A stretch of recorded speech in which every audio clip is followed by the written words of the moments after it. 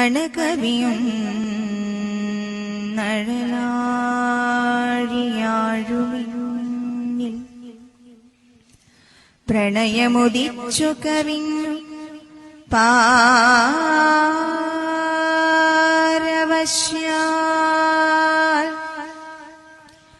അണികരമേക്കിയണിഞ്ഞിടുന്നു നാരായണ ഗുരുനായക എന്റെ ദൈവമല്ലോ.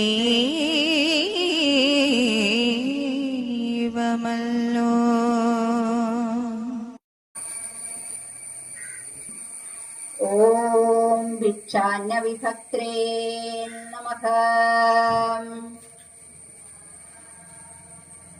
ഓം ലോകവർത്തിനേ നമഃ.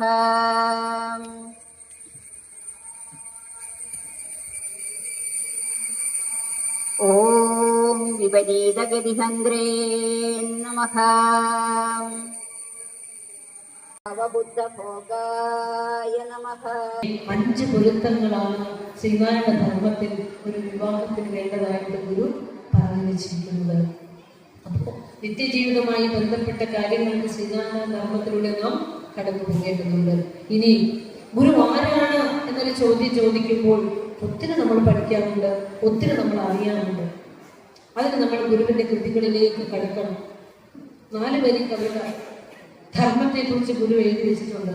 ധർമ്മയേവ പരം ദൈവം, ധർമ്മയേവ മഹാധനം, ധർമ്മ സർവത്ര വിജയീ ഭവതു ശ്രേയസേ ഗൃണം എന്ന് 4 വരി കൊണ്ട് ധർമ്മത്തെ നിർവചനം ചെയ്തു തന്ന ഋഷീശ്വരൻ ഈ ധർമ്മത്തെ കുറിച്ച് വളരെ വ്യക്തമായി നമ്മോട് പറഞ്ഞു തന്നിട്ടുണ്ട്. ശ്രീനാരായണ ധർമ്മ പരിപാലന യോഗം, ശ്രീനാരായണ ധർമ്മ സംഘം, 2ലുണ്ട് ധർമ്മം. എന്താ ധർമ്മം? നമ്മളോട് ഒരാൾ ചോദിക്കുകയാണ്, എന്താണ് ശ്രീനാരായണ ഗുരുദേവന്റെ ധർമ്മം എന്ന് ചോദിച്ചാൽ എന്ത് പറയും?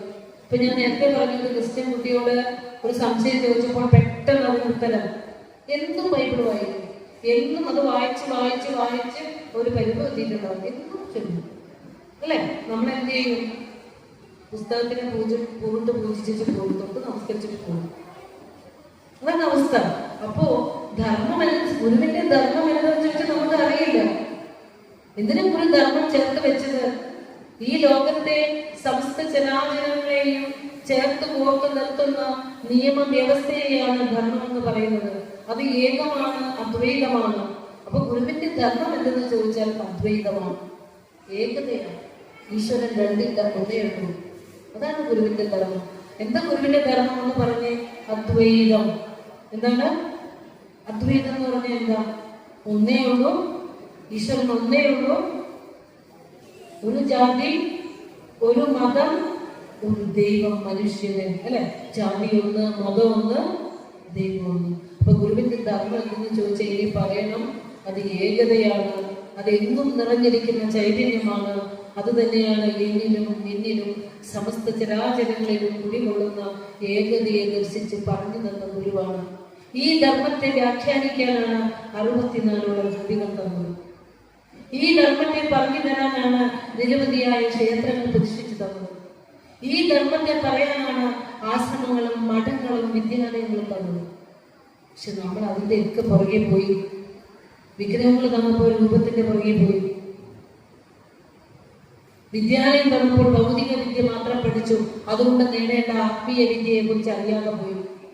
അറിയേണ്ടതറിയാതെ ജീവിക്കുന്ന വഴിമറന്ന യാത്രക്കാരാണ്. എങ്ങോട്ടാണ് പോകേണ്ടത്? എന്തിനാണ് എന്റെ മനുഷ്യ ജീവിതം അറിയാതെ ജീവിക്കുന്ന നമ്മളെ നേരാം വഴി കാട്ടാനാണ് ഗുരു അവതരിച്ചതും പറഞ്ഞത് അത്രയും. അപ്പോൾ പറഞ്ഞു വരുന്നത് ഗുരുവിന്റെ കൃതികളിലൂടെയുള്ള ഒരു സഞ്ചാരം നമുക്ക് ആവശ്യമുണ്ട് കുറച്ച്. അപ്പോൾ ക്ഷേത്രങ്ങൾ, ഗുരു പ്രതിഷ്ഠിച്ച ക്ഷേത്രങ്ങളിൽ പോയിട്ടുണ്ടോ? പോയിട്ടുണ്ടല്ലേ? നിരവധിയായ ക്ഷേത്രങ്ങൾ ഗുരു പ്രതിഷ്ഠിച്ചിട്ടുണ്ട്. ആദ്യത്തെ പ്രതിഷ്ഠ എവിടെയാ? എവിടെയാണ് ഗുരുവിന്റെ ആദ്യത്തെ പ്രതിഷ്ഠ? അരുവിപ്പുറം. പറഞ്ഞുകൊണ്ടാ അരുവിപ്പുറം. വർഷം ചോദിച്ച 138 1888 അരുവിപ്പുറത്ത് ഗുരു പ്രതിഷ്ഠിച്ചത് ശിവനെയാണ്, അല്ലെ? ശിവനെയാണ് പ്രതിഷ്ഠിച്ചത്. ലോകത്തിലെ ആദ്യമായി, അതായത് ആരാധനാ സൗകര്യം നിഷേധിക്കപ്പെട്ടിരുന്ന ഒരു ജനവിഭാഗത്തിന് സാത്വിക ദൈവങ്ങളുടെ ആരാധന നിഷേധിച്ചിരുന്ന മനുഷ്യർക്ക് ഒരു മഹാശിവരാത്രി ദിനത്തിൽ ഗുരു നമുക്ക് ശിവനെ പ്രതിഷ്ഠിച്ചു. അതിനുശേഷം കേരളത്തിൽ അങ്ങോളം ഇങ്ങോളം നിരവധി പ്രതിഷ്ഠകൾ നടത്തിയതെല്ലാം ഓരോ ഭക്തരുടെ ആവശ്യപ്രകാരമായിരുന്നു. എനിക്ക് ശിവൻ മതി, എനിക്ക് ദേവി മതി, എനിക്ക് സുബ്രഹ്മണ്യം മതി എന്നിങ്ങനെ ചോദിച്ചു വാങ്ങിയതാ. ഗുരുവായിട്ട് കൊടുത്തത് ഒരെണ്ണേ ഉള്ളൂ, ശിവൻ. പിന്നെ ഗുരു പ്രതിഷ്ഠിച്ചത്, ഗുരുവിന്റെ സങ്കല്പത്തിലെ ക്ഷേത്ര പ്രതിഷ്ഠ രണ്ടെണ്ണമാണ്. ഒന്ന് അറിവിന്റെ ദേവതയായ ശാരദയെ ശിവഗിരിയിൽ പ്രതിഷ്ഠിച്ചു, ഒന്ന് അറിവ് പ്രതിഷ്ഠിച്ചതിനെ. ബാക്കിയൊക്കെ ഭക്തരുടെ ഭജനത്തിന് വേണ്ടി അവർ ചോദിച്ചു മേടിച്ചതാണ്. അതിലെ രണ്ടാമത് പ്രതിഷ്ഠിച്ച ശിവപ്രതിഷ്ഠയാണ് കുളത്തൂർ കോലത്തുകരയിലെ ശിവപ്രതിഷ്ഠ. പോയിട്ടുണ്ടോ? കോലദിനേശത്തവും നമ്മൾ ചടങ്ങല്ലേ, കലാശ്രയം കോലം ചടങ്ങല്ലേ. അതിൽ ഗുരുവിന്റെ രണ്ടാമത്തെ ശിവപ്രതിഷ്ഠയിൽ എന്തിനാണ് വിഗ്രഹങ്ങൾ പ്രതിഷ്ഠിച്ചത് തരുന്നത് എന്ന് ഗുരു പറഞ്ഞു വെച്ചിട്ടുണ്ട്. അതെന്താന്ന് നമ്മൾ ശ്രദ്ധിച്ചോ? ഒന്നും അറിയണ്ട, ഗുരുവിനെ പൂജിച്ച് പ്രാർത്ഥിച്ച് മാത്രം പോയാൽ മതി, രസപ്പെടാൻ മതി വേണ്ട. ഗുരുവിന്റെ ലോകത്തിൽ ആദ്യമായി ആരാധന ചെയ്ത സ്ഥലമാണ് കുളത്തൂർ കോലത്തുകര. കുമാരനാശാനാണ് ആ ചിത്രം അവിടെ പ്രതിഷ്ഠിച്ചത്. ഒറ്റവാദിക്കൽ കുഞ്ഞുകൃഷ്ണക്കുറുപ്പ് ഗുരുവിനെ നോക്കി, ഒരു ശരീരത്തോടുകൂടി ഇരിക്കുമ്പോൾ തന്നെ നോക്കി വരച്ച് കുമാരനാശാൻ പ്രതിഷ്ഠിച്ച ചിത്രമാണ് ഗുരുവിനെ ആദ്യമായി ആരാധന ചെയ്തത്. നമ്മളോട് പലരും ചോദിക്കാറില്ലേ, ഗുരുവിനെ പൂജിക്കാൻ ഗുരു പറഞ്ഞിട്ടുണ്ടോ? പണ്ടൊക്കെ ചോദിക്കുമായിരുന്നല്ലേ. അതിന്റെ ഉത്തരം എന്താ? ഗുരുവിന്റെ 60ാം പിറന്നാളിലാണ് ഗുരുവിന്റെ ചിത്രം അവിടെ പ്രതിഷ്ഠിച്ചത് കുമാരനാശാൻ. അത് ഗുരു സശരീരത്തോടു കൂടി ഇരിക്കുമ്പോഴാണ് അല്ലേ. 73ാമത്തെ വയസ്സിലെ ഗുരുവിന്റെ മഹാസമാധി. ഗുരു ശരീരത്തോടു കൂടി ഇരിക്കുമ്പോൾ ഗുരുവിന്റെ സാന്നിധ്യത്തിൽ ഗുരുവിന്റെ ചിത്രത്തെ ആരാധിച്ചവരാണ് കുളത്തൂർ കോലത്തുകരക്കാര്. ഗുരു വിശന്ന് ദാഹിച്ചിരിക്കുമ്പോ തൊട്ടടുത്ത് ആ ചിത്രത്തിൽ മണിയെടുക്കുന്നു, പൂജ അർപ്പിക്കുന്നു, നിവേദ്യം കൊണ്ട് വയ്ക്കുന്നു. അപ്പൊ ഭഗവാൻ ചോദിക്കുന്നുണ്ട്, നാം ഇവിടെ വിശന്ന് ദാഹിച്ചിരുന്നിട്ട് നമ്മുടെ ചിത്രത്തിനെ പൂജിക്കുന്നു. ഈ കോലത്തുകരക്കാർ പാവങ്ങളാണ്. ഇത്രയും ഭക്തനാണ്. അന്നേ തന്നെ ഗുരുവിനെ ആരാധന ചെയ്തിരുന്നു. അവിടെ ശിവനെ പ്രതിഷ്ഠിച്ചതിന് ശേഷം കുളത്തൂരിലെ കോലദിനേശസ്തവം എന്ന കൃതി എഴുതിയിട്ടുണ്ട്. ഇന്ന് പോയി അത് നോക്കുക. അതിൽ എന്തിനാണ് ഗുരു നമുക്ക് വിഗ്രഹങ്ങൾ തന്നത്, ആ വിഗ്രഹത്തിലൂടെ നാം എവിടെയാണ് എത്തേണ്ടത് എന്ന് ഗുരു നമുക്ക് പറഞ്ഞു തന്നു. ഇത് വെറും ഒരു പ്രഭാഷണം ഈ ചെവിയിലൂടെ കേട്ട് ഈ ചെവിയിലൂടെ കളഞ്ഞിട്ട് പോകേണ്ടതല്ല കേട്ടോ. ആധ്യാത്മികതയിൽ നമ്മൾ സീറോയാണ്. അതൊന്ന് കറക്റ്റ് ചെയ്യണം. ഈ മനുഷ്യ ശരീരത്തിൽ ഇരിക്കുമ്പോൾ തന്നെ എനിക്ക് ഇവിടുന്ന് ശാഖായോഗത്തിൽ നിന്ന് തന്നിരിക്കുന്നു, ഞാൻ പറഞ്ഞില്ല, വളരെ ഗുഡ് സബ്ജക്റ്റാണ് സെലക്ട് ചെയ്ത് തന്നിരിക്കുന്നത്. ഒരു മനുഷ്യൻ അറിയേണ്ടത് നിങ്ങളെ അറിയിക്കുക തന്നെ വേണമെന്ന് പറഞ്ഞിരിക്കുന്ന ഒരു ടോപ്പിക്കാണ് പറയുന്നത്. അതിന് ഗുരു ശിവനെ പ്രതിഷ്ഠിച്ചതിന് ശേഷം ഗുരു ഇങ്ങനെ ഇരിക്കുമ്പോൾ അവിടെ ഒരു രാമൻ മുതലാളിയാണ്, കൈത്തറി നെയ്ത്ത് വ്യവസായിയാണ്. രാമൻ മുതലാളിക്ക് പ്രതിഷ്ഠാ ചടങ്ങിൽ പങ്കെടുക്കാൻ പറ്റിയില്ല. രാമൻ മുതലാളി വന്നിട്ട് പറഞ്ഞു, ഇങ്ങനെ ഗുരുവിന്റെ മുമ്പിൽ ഇരിക്കുകയൊന്നുമില്ല. ഗുരു മൗനത്തിൽ ഇരിക്കുകയാണെങ്കിൽ ആ മൗനം വഞ്ചിച്ചുകൊണ്ട് ആരും സംസാരിക്കുകയില്ല. ഗുരു നേരെ ഇങ്ങനെ ഇരുന്നു. അതിനുശേഷം രാമൻ മുതലാളി ഗുരുവിനോട് ചോദിക്കുകയാണ്, ഗുരു, എനിക്ക് പ്രതിഷ്ഠാ ചടങ്ങിൽ പങ്കെടുക്കാൻ പറ്റിയില്ല. എനിക്ക് ഈ ദൈവങ്ങളിലൊന്നും വിശ്വാസമില്ല, വിഗ്രഹങ്ങളിലോ പ്രതിഷ്ഠകളിലോ വിശ്വാസമില്ല.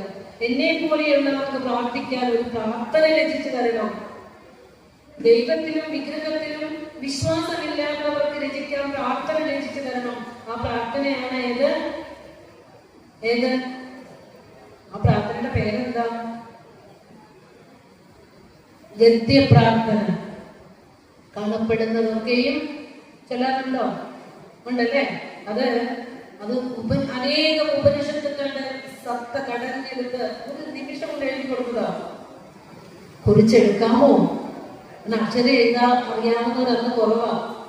കുറിച്ചെടുക്കാമോ? എടുക്ക സമയം എഴുതിക്കോളൂ.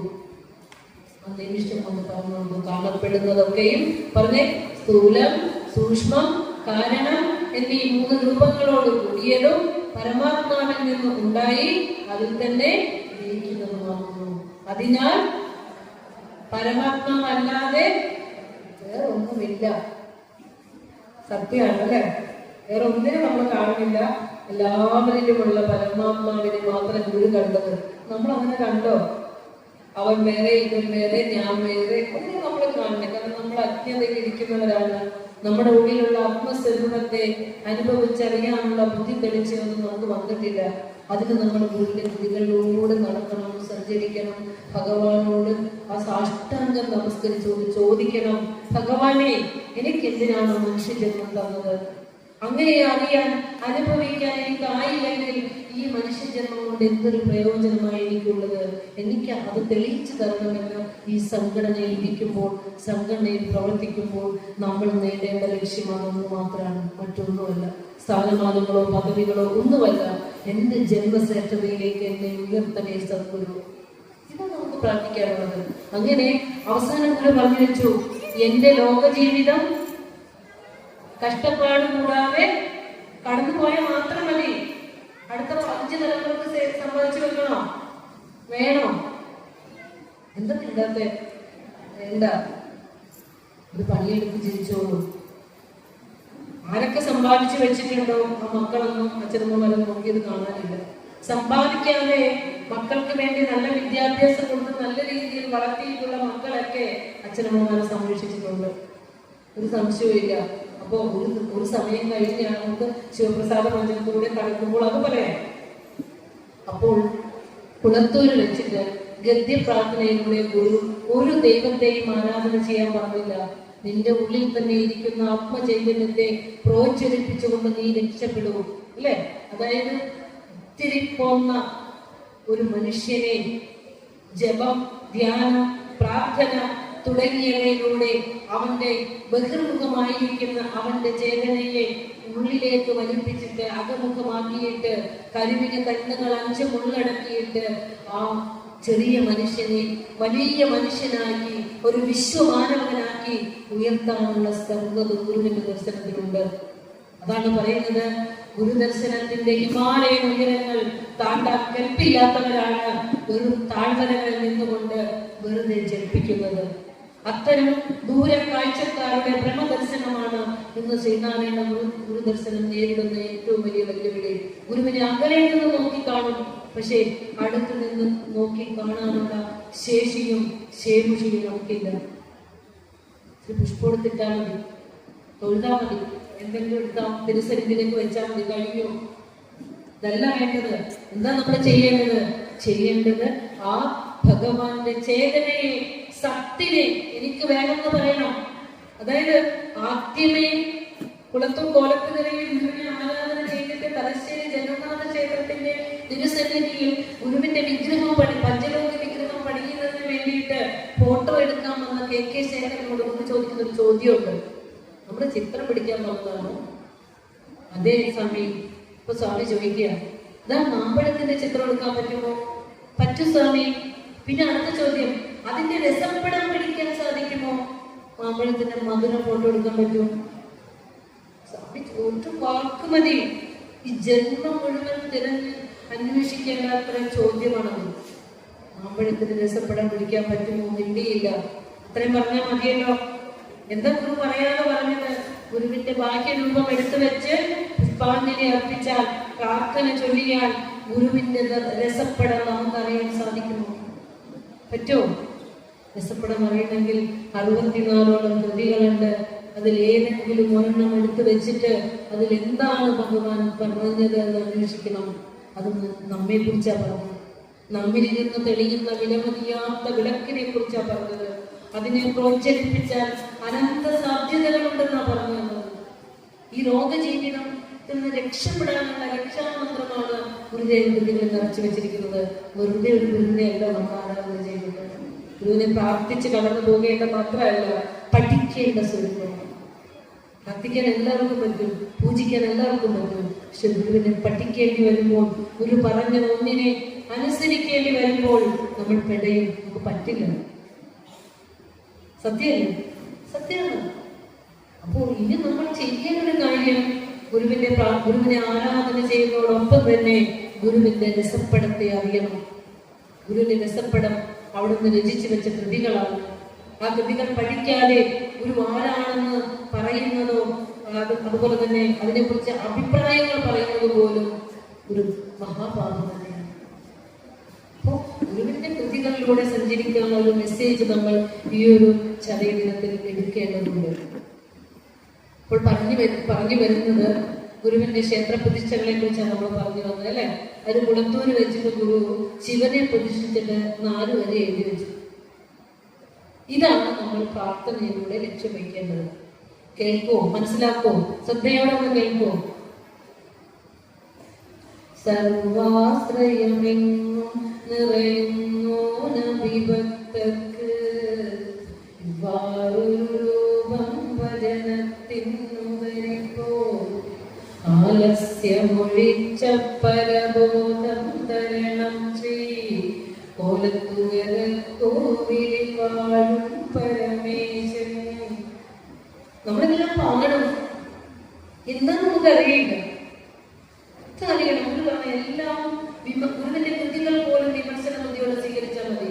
ഗുരു പറഞ്ഞത് എല്ലാത്തിലും നിറഞ്ഞിരിക്കുന്ന ഈ പ്രപഞ്ചത്തിലെ സമസ്ത ചരാചരങ്ങളും പുല്ലിലും പുഴുവിലും പൂമ്പാറ്റയിലും പുൽച്ചാടിയിലും അല്ലെ കല്ലിനകത്ത് ഒടിവാഴുന്ന അല്പജന്തുവിലും സർവ്വതിലും നിറഞ്ഞിരിക്കുന്ന ഈശ്വരനെ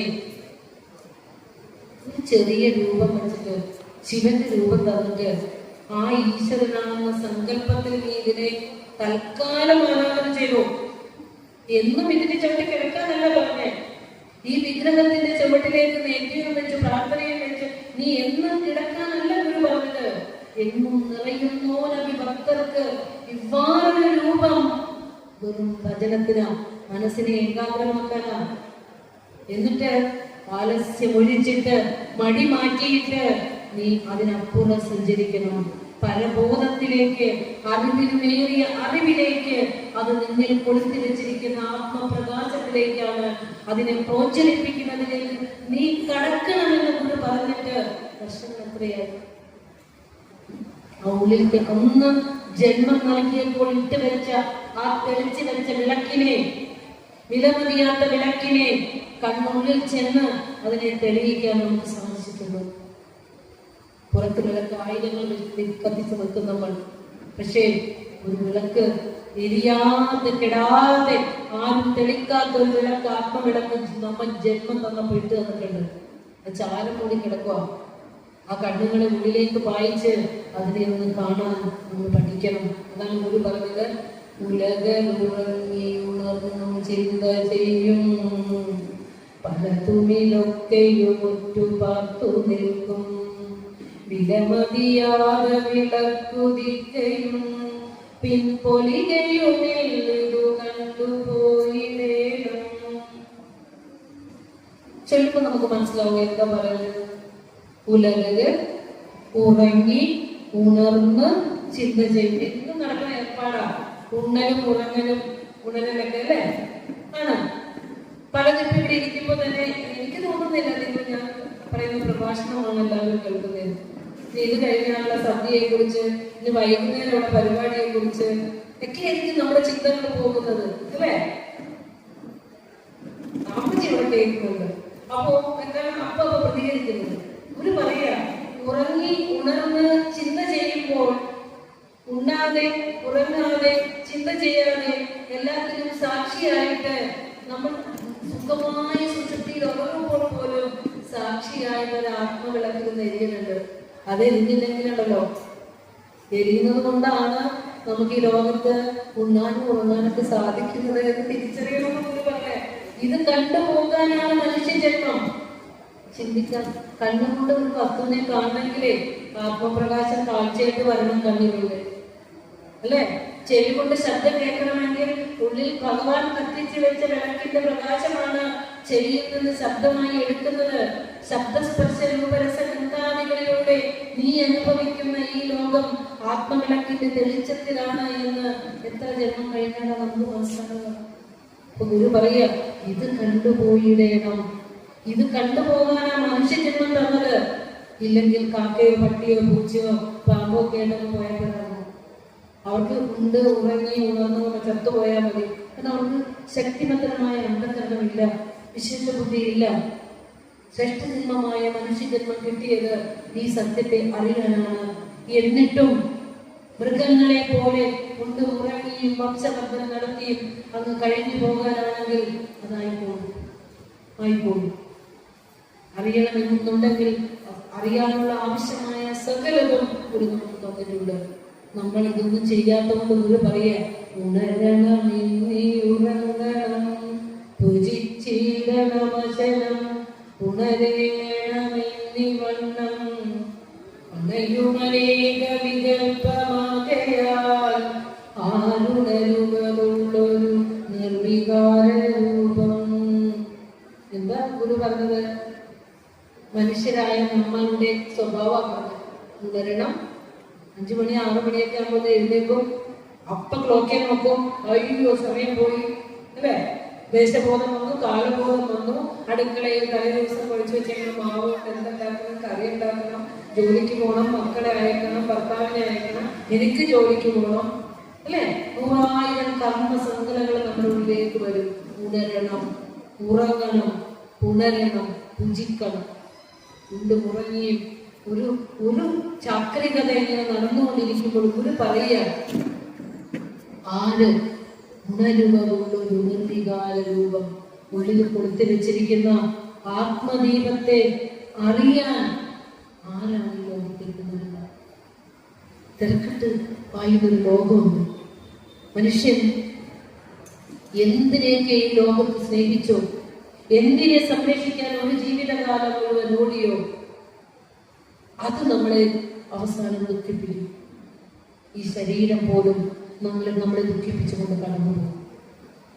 സംശയമില്ല. നമ്മൾ എന്തിനെ സംരക്ഷിക്കാൻ, എന്തിനെ ഏറ്റവും അധികം സ്നേഹിച്ചോ, ആ സ്നേഹിച്ച വസ്തുക്കൾ അതിൽ 10 മടങ്ങ് ദുഃഖം തന്നിട്ടാണ് ഈ ലോകത്ത് നിന്ന് പോകുന്നത്. ഒരു സംശയമില്ല. അതുകൊണ്ടാണ് ഗുരു പറഞ്ഞത്, സുഖവും ഒരിക്കലുമില്ല ദുഃഖമല്ലാതെ എന്ന് ഗുരു പറഞ്ഞത്. അതുകൊണ്ടാണ്. അപ്പോൾ ആരാണ് ഈ ആത്മസ്വരൂപത്തെ അറിയാൻ ഉണരുക? ഒരു പരാതിയായിട്ട് ഗുരു ചോദിച്ചേക്കുക. ശ്രീനാരായണ ഗുരുദേവനുണ്ടാവും, ഒരു ശങ്കര ഭഗവത്പാദരുണ്ടാവും, ഗുരുവിന്റെ ശിഷ്യഗണങ്ങൾ ആത്മീയമായി ഗുരുവിനെ അറിഞ്ഞ ശിവദാസ സ്വാമികളെ പോലെയുള്ളവരൊക്കെ ഗുരുവിനെ ആഴത്തിൽ അറിഞ്ഞ് അതായി മാറിയവരാണ്. നമ്മളൊക്കെ മുമ്പ് ഉറങ്ങിയൊക്കെ ജീവിക്കുന്നവരല്ലേ? അപ്പോൾ ആ മനസ്സിനെ ഉള്ളിലേക്കൊക്കെ അടക്കി ആത്മജ്യോതിസിനെയൊക്കെ ഒന്ന് അറിഞ്ഞ് ഈ ലോക ജീവിതത്തിനെ ശ്രേഷ്ഠമാക്കാൻ വേണ്ടി നമ്മൾ ശ്രമിക്കേണ്ടതുണ്ട്. അപ്പോൾ ക്ഷേത്രപ്രതിഷ്ഠയെ കുറിച്ച് പറഞ്ഞപ്പോൾ നമ്മളുടെ ആരാധനയുടെ ലക്ഷ്യം എന്താ? മക്കൾക്ക് പരീക്ഷ വരുമ്പോൾ പോവും, പരീക്ഷയാണ് തന്നേക്കണേ. ഒരു കുഞ്ഞിനെ ശരീരം പഞ്ചഭൂതങ്ങളെ ചേർത്ത് മൗണ്ട് ചെയ്യുമ്പോൾ വിദ്യാഭ്യാസം, വിവാഹം, ധനം, മരണം, ജനനം സർവ്വതും അതിനകത്ത് രേഖപ്പെടുത്തിയിട്ടാണ് ഉള്ളത്. നമ്മൾ പ്രാർത്ഥിച്ചു നേർക്കുന്നില്ല. അതാ ഗുരു പറഞ്ഞത്, വിധി വരച്ചതു മാറ്റിവരാൻ പണി, പ്രതിവിധിക്കും അകറ്റരുതായത്, വിധി പറഞ്ഞു വരുന്നു മഹാജനം, മതിയിലൊന്നടിയെന്നറിയാവതും. വിധി വരച്ചിട്ടേ ജന്മാന്തരങ്ങളായി ചെയ്തു കൊണ്ടുപോയ കർമ്മത്തിന്റെ ഫലമായിട്ടാണ് നമ്മളൊക്കെ ശരീരം സ്വീകരിച്ചിരിക്കുന്നത്. ആ ശരീരത്തിൽ എന്തൊക്കെ കൽപ്പിച്ചിട്ടുണ്ടോ അതൊക്കെ വരും, സംശയമൊന്നുമില്ല അല്ലേ? നമ്മളെപ്പോഴും ചോദിക്കും, പ്രീതി ടീച്ചർ ഇന്ന് ഈ സമയം വേദിയിൽ നിന്ന് പ്രഭാഷണം ചെയ്യേണ്ടതാണ് അല്ലേ? ടീച്ചർ ഈ ജന്മത്തിൽ ഒരു തെറ്റും ചെയ്തിട്ടില്ല, ഫുൾ ഗുരുവിന്റെ നാമങ്ങൾ ഉച്ചരിച്ചു കൊണ്ടിരിക്കുന്നു അല്ലെ? നമ്മുടെ ഈ ശരീരം വരുന്നത് ജന്മാന്തരങ്ങളിൽ നമ്മൾ കൂട്ടിക്കൊണ്ടുപോയിട്ടുള്ളതൊക്കെ കൊണ്ടാണ് അല്ലെ? അപ്പോ ഇനി ഈ ശരീരത്തിൽ വരുമ്പോൾ ഒരിക്കലും ഒരു വാസന കൂട്ടിക്കൊണ്ട് പോകരുത്. അത് ഈശ്വര വാസനയിൽ നമ്മൾ കടന്നു പോകണം. അതുകൊണ്ടാണ് പറയുന്നത്, എന്റെ സകല പാപങ്ങളെയും നശിപ്പിക്കുന്ന, വറുത്തുകളയുന്ന പരമാത്മാവിന്റെ യാതൊരു സ്വരൂപം എന്റെ ബുദ്ധിയെ തെളിയിച്ച് നല്ല വഴിയെ കൊണ്ടുപോകുന്നു. മനസ്സിലായോ? ഓരോ പറഞ്ഞു എന്റെ സകല പാപങ്ങളെയും നശിപ്പിക്കണം.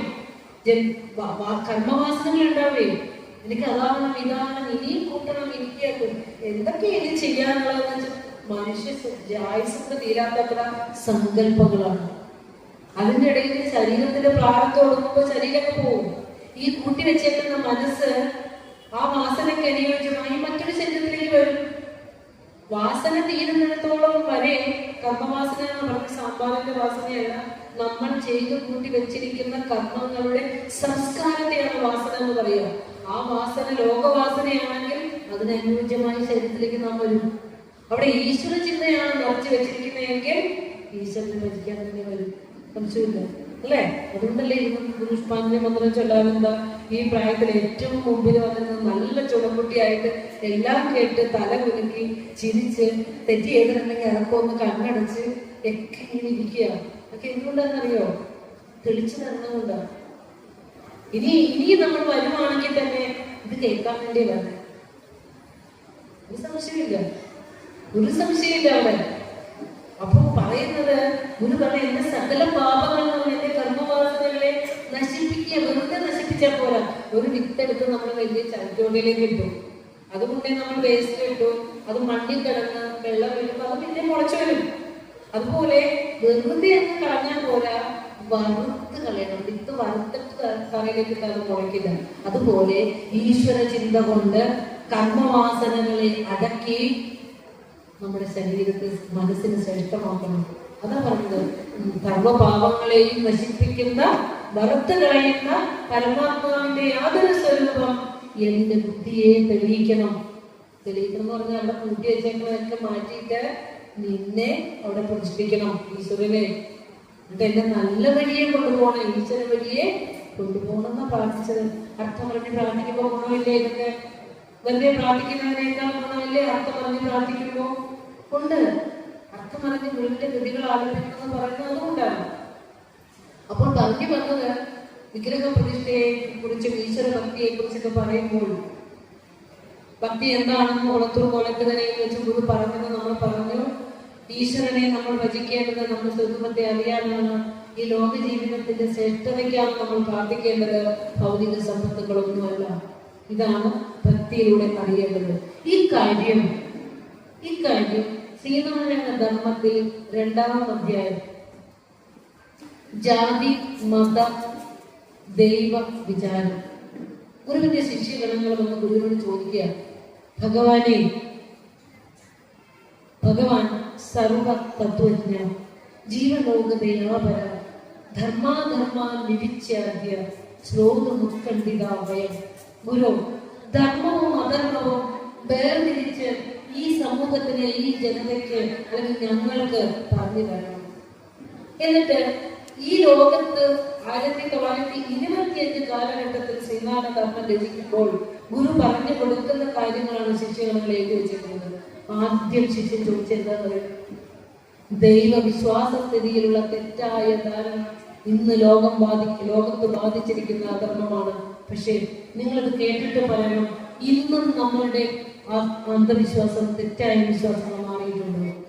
ശിഷ്യൻ ചോദിക്കുക, യഥാകാമം ചരന്ത്യേകേ ശൗചാചാരാദിവർജിതാമ അനേക ദേവവിശ്വാസാത് ഉന്മത്തായ സർവതഃ. അനേക ദൈവങ്ങളെ വിശ്വസിച്ചുകൊണ്ട് ഭ്രാന്തന്മാരെ പോലെ ദൈവത്തിനെ തേടി ഓടി നടക്കുക. മാറ്റമുണ്ടോ ഇന്നത്തെ സ്ഥിതിക്ക്? തൊട്ടടുത്തൊരു ശിവൻ കോവിലുണ്ടെങ്കിൽ അന്തിത്തിരി കത്തിക്കാൻ പോലും നിവൃത്തിയില്ലെങ്കിൽ അവിടെയൊക്കെ നമ്മൾ പൈസ ഇല്ലാത്ത ശിവനെ ആർക്ക് വേണം അല്ലേ? പൈസ ഇല്ലാത്ത ശിവനെ ആർക്ക് വേണം? ദൈവത്തിന് പോലും ഉച്ചനീചത്വം കൽപ്പിച്ചുകൊണ്ട് ഇതിൽ അപ്പുറത്ത് കുറെ പ്രൗഢി പ്രഭാവമൊക്കെ ഉണ്ട്, അവിടെ കൊണ്ടേ കൊടുത്തേക്കാം. ഇവിടെ കാശ് കൊടുക്കുന്നത് ഈ ക്ഷേത്രത്തിലാണോ ആ ക്ഷേത്രത്തിലാണോ? വെറുതെ നമ്മൾ ചിന്തിക്കൂ. അടുത്തുള്ള ക്ഷേത്രത്തിൽ അല്ലേ അന്ത്യത്തിനെ കത്തിക്കാൻ ഇടയില്ലാത്ത ഒരിടത്ത് നിന്ന് ഇവിടെ ഇരുന്ന് ഈ മണ്ണിൽ ഇരുന്ന് കൊണ്ട് സമ്പാദിച്ചിട്ട് അതുകൊണ്ട് ഓടിയിട്ട് കൊടുത്തിട്ട് പറയും, കൊടുക്കണേനേക്കാൾ ഇരട്ടി ആവശ്യം ഇങ്ങോട്ട് ചോദിക്കുക. അതാണ് ഗുരു പറയും. ഗുരുവിന്റെ ശിഷ്യഗണങ്ങൾ പറയാ, ഇത് അധർമ്മമാണ്, അന്ധവിശ്വാസമാണ്, അറിവില്ലായ്മയാണ്. ഇതിന് പരിഹാരം പറഞ്ഞു തരുന്ന ഗുരു. ഇതൊക്കെ പറഞ്ഞു തന്നിട്ട് 100 വർഷമായിട്ട് നമ്മുടെ ഓട്ടം കുറഞ്ഞിട്ടില്ലേ? ഓടി കൃപാസനങ്ങൾ വരെയായി. എങ്ങും കിട്ടാനിട്ട് ഓടി അവിടെയൊക്കെ പോയി ചോദിക്കുന്നത് ആരോട്? നിങ്ങളൊന്ന് ആലോചിച്ച് നോക്കിയേ. കണ്ണടച്ചവർ ദേവി അല്ല ദേവ എന്ന് പറഞ്ഞ് ചോദിക്കുന്ന ഉള്ളിലുള്ള ആത്മസ്വരൂപത്തോടെ ചോദിക്കുന്നത്. കത്തിച്ച് വെച്ചിരിക്കുന്ന ഒരു വിളക്കേ, ആത്മവിളക്കേ, അത് ഉള്ളിലിരിക്കണേ. നമ്മളോടാ ചോദിക്കുന്നത്, എന്ന് നമ്മളോട് പഠിപ്പിച്ചു തന്നോ? എന്നാ പഠിക്കുക? എന്നാ നമുക്ക് പഠിക്കാൻ പറ്റുക?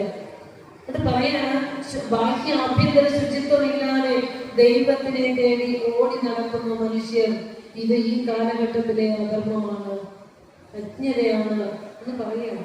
അപ്പോ ദൈവം ഇരിക്കുന്നത് എവിടെയാ? എവിടെ ഇരിക്കുന്നത്? ഇവിടെയാണെങ്കിൽ പിന്നെ എന്തിനാ ഗുരുവായൂർക്ക് ടിക്കറ്റ് എടുക്കുന്നത്? പിന്നെ എന്തിനാ കുഞ്ഞിനെ എടുക്കുന്ന മൂകാംബിക്ക് ടിക്കറ്റ് എടുക്കുന്നത്? ഇത് വാക്കുകൊണ്ട് പറയാനേ നമ്മൾ ആയിട്ടുള്ളൂ, ഉള്ളുകൊണ്ട് പറയാൻ നമ്മൾ ആയിട്ടില്ല. അതുകൊണ്ടാണ് അതിന് നമ്മൾ ഗുരുവിന്റെ കൃതിയിലേക്ക് ഇറങ്ങണം.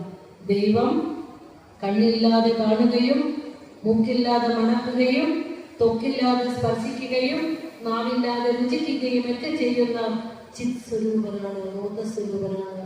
അത് പറഞ്ഞാണ്. ഈ ഗുരുവിന്റെ വാക്കുകളല്ലാതെ അപ്പുറം വയ്ക്കാൻ വേറെ വാക്കുണ്ടോ? ഭാരതത്തിന്റെ അധ്യാത്മ ശാസ്ത്രങ്ങളെ എല്ലാം എടുത്തു വെച്ചിട്ട് നിങ്ങൾ പഠിക്കുന്ന ഉപനിഷത്തുക്കള്, രാമായണം, മഹാഭാരതം, അതിന്റെ ഒത്ത നടുക്കുള്ള ഭഗവത്ഗീത, നാരായണീയം, ഭാഗവതം, ലളിതാസ് കേൾക്കൂ. ഇതൊക്കെ നമ്മൾ വായിക്കുന്നവർ. ഇന്നലെ പോയ ആലുവയുടെ മണ്ണിൽ പ്രസംഗിക്കാൻ പോയ രാത്രി ആയിങ്ങനെ എത്തിയപ്പോ അവിടെ ചെല്ലുമ്പോൾ അവർ പ്രാർത്ഥിക്കുന്ന പുസ്തകങ്ങൾ എന്നോട് പറഞ്ഞതാണ്. ഞാൻ പറഞ്ഞു അല്ലെ, അവർ പ്രാർത്ഥിക്കുന്ന പുസ്തകങ്ങളാണ്. ഞങ്ങൾക്കിവിടെ വളരെ ഇതിലൂടെ ഞങ്ങൾക്ക് പാരായണമുണ്ട്, ഭഗവത്ഗീത പഠനമുണ്ട്, ഞങ്ങൾക്ക് രാമായണ പാരായണം ഒക്കെ പറഞ്ഞതാ. എല്ലാം പ്രാർത്ഥിച്ചോ, എല്ലാം വേണം. ഈ പറയണത് കേൾക്കണം. ഇതിന്റെ എല്ലാത്തിന്റെയും സത്ത സാരം എടുത്തു വെച്ചിട്ട് പലതിനും ഓടി നടക്കണ്ട. ലളിതാസഹസ്രനാമത്തിൽ പോകണ്ട, ദേവി മഹാത്മ്യത്തിൽ പോകണ്ട, ഒന്നിനും പോകണ്ട. ഇതിന്റെയൊക്കെ സത്തയെ ആറ്റി കുറുക്കി 64ഓളം കൃതികളിലായി നമുക്ക് തന്നിട്ടുണ്ട്. അത് വീട്ടിലിരിക്കുന്ന ആ രാമായണത്തിന്റെ, ഭാഗവതത്തിന്റെ, മഹാഭാരതത്തിന്റെ ഒക്കെ പുറത്തെടുത്ത് വെച്ചു. ഈ ഗുരുവിന്റെ ഒരു കൃതിയിലെ 4 വരി ഇത് ലേഖിപ്പെടുന്നു എന്ന് വിഷമാണ്. സത്യമാണ് സഹോദരങ്ങളെ, നമ്മുടെ ഗുരുവിനെ അറിഞ്ഞിട്ടില്ല. ഗുരു വ്യാസഭഗവാനെ സൂചിപ്പിക്കാൻ മറന്നു പോകുന്നില്ല. അനുകമ്പാദശകത്തിൽ എല്ലാവരെയും ചേർത്ത് വെച്ചപ്പോൾ ഭാരതത്തിന്റെ അധ്യാത്മ ഗ്രന്ഥത്തിന്റെ 95% വന്നിരിക്കുന്നത് വ്യാസഭഗവാനിൽ നിന്നാണ്. വ്യാസോച്ചിഷ്ടം ജഗത്സർവം എന്ന് പറയുന്നത് അതുകൊണ്ടാണ്. ഏതൊക്കെയാണെന്നറിയോ? വേദത്തെ 4ആയി പകുത്തു, മഹാഭാരതം എഴുതി, 10 നടുക്ക് ഭീഷ്മപർവത്തിൽ ഭഗവത്ഗീത ഉള്ളടക്കി, 18 പുരാണങ്ങൾ എഴുതി, ബ്രഹ്മസൂത്രം രചിച്ചു. എന്നിട്ട് തൃപ്തിയാകാതെ ശ്രീമദ് ഭാഗവതം എഴുതിയ വേദവ്യാസനെ ഗുരു എത്ര എടുത്ത് പറഞ്ഞു തന്നിട്ടുണ്ടെന്നറിയോ? ജാതിയെ കുറിച്ച് വിവരിച്ചെടുത്ത് ഗുരു നമുക്ക് പറഞ്ഞു തന്നു. അപ്പോൾ വേദങ്ങൾക്ക് ബ്രാഹ്മണ്യരുടെയാണ് എന്ന് പറയുമ്പോൾ ഗുരു നമ്മളോട് പറഞ്ഞു തന്നു, പരച്ചിയിൽ നിന്ന് പണ്ട് പരാശര മഹാമുനി പിറന്നു മറസൂത്രിച്ച മുനി കൈവർത്ത കന്യയിൽ. ജാതി നിർണയം വായിക്കുന്നുണ്ടോ? ഒരു ജാതി, ഒരു മതം, ഒരു ദൈവം, മനുഷ്യന് ഒരു യോഗി, ഒരാകാരം, ഒരു ഭേദവുമില്ലത്. ഇത് ജാതി നിർണയത്തിൽ എഴുതിയിരിക്കുന്ന ഗുരു. ആ വരിയുടെ അവസാനം എന്ന് പറഞ്ഞില്ല, പറച്ചിയിൽ നിന്നാണ് പരാശരൻ ഉണ്ടായത്. വസിഷ്ഠപുത്രനായ ശക്തിക്ക് അദൃശ്യന്തി എന്ന പ്രായസ്ത്രീയിൽ ജനിച്ച പരാശര മഹാമുനി, പരാശരനെ മത്സ്യന്തി എന്ന മുക്കുവര സ്ത്രീയിൽ ജനിച്ച വ്യാസൻ എവിടുന്ന് സൗഹൃദമാകുന്നത്? ആ വ്യാസനിൽ നിന്ന് വന്നതാണ് ഭാരതത്തിലെ അധ്യാത്മ ഗ്രന്ഥങ്ങൾ മുഴുവനും. ഒരു പറഞ്ഞു വെക്കുകയാണ്. ശിവശങ്കരം എഴുതുമ്പോൾ തന്നെ കുറിച്ചു വെച്ചു,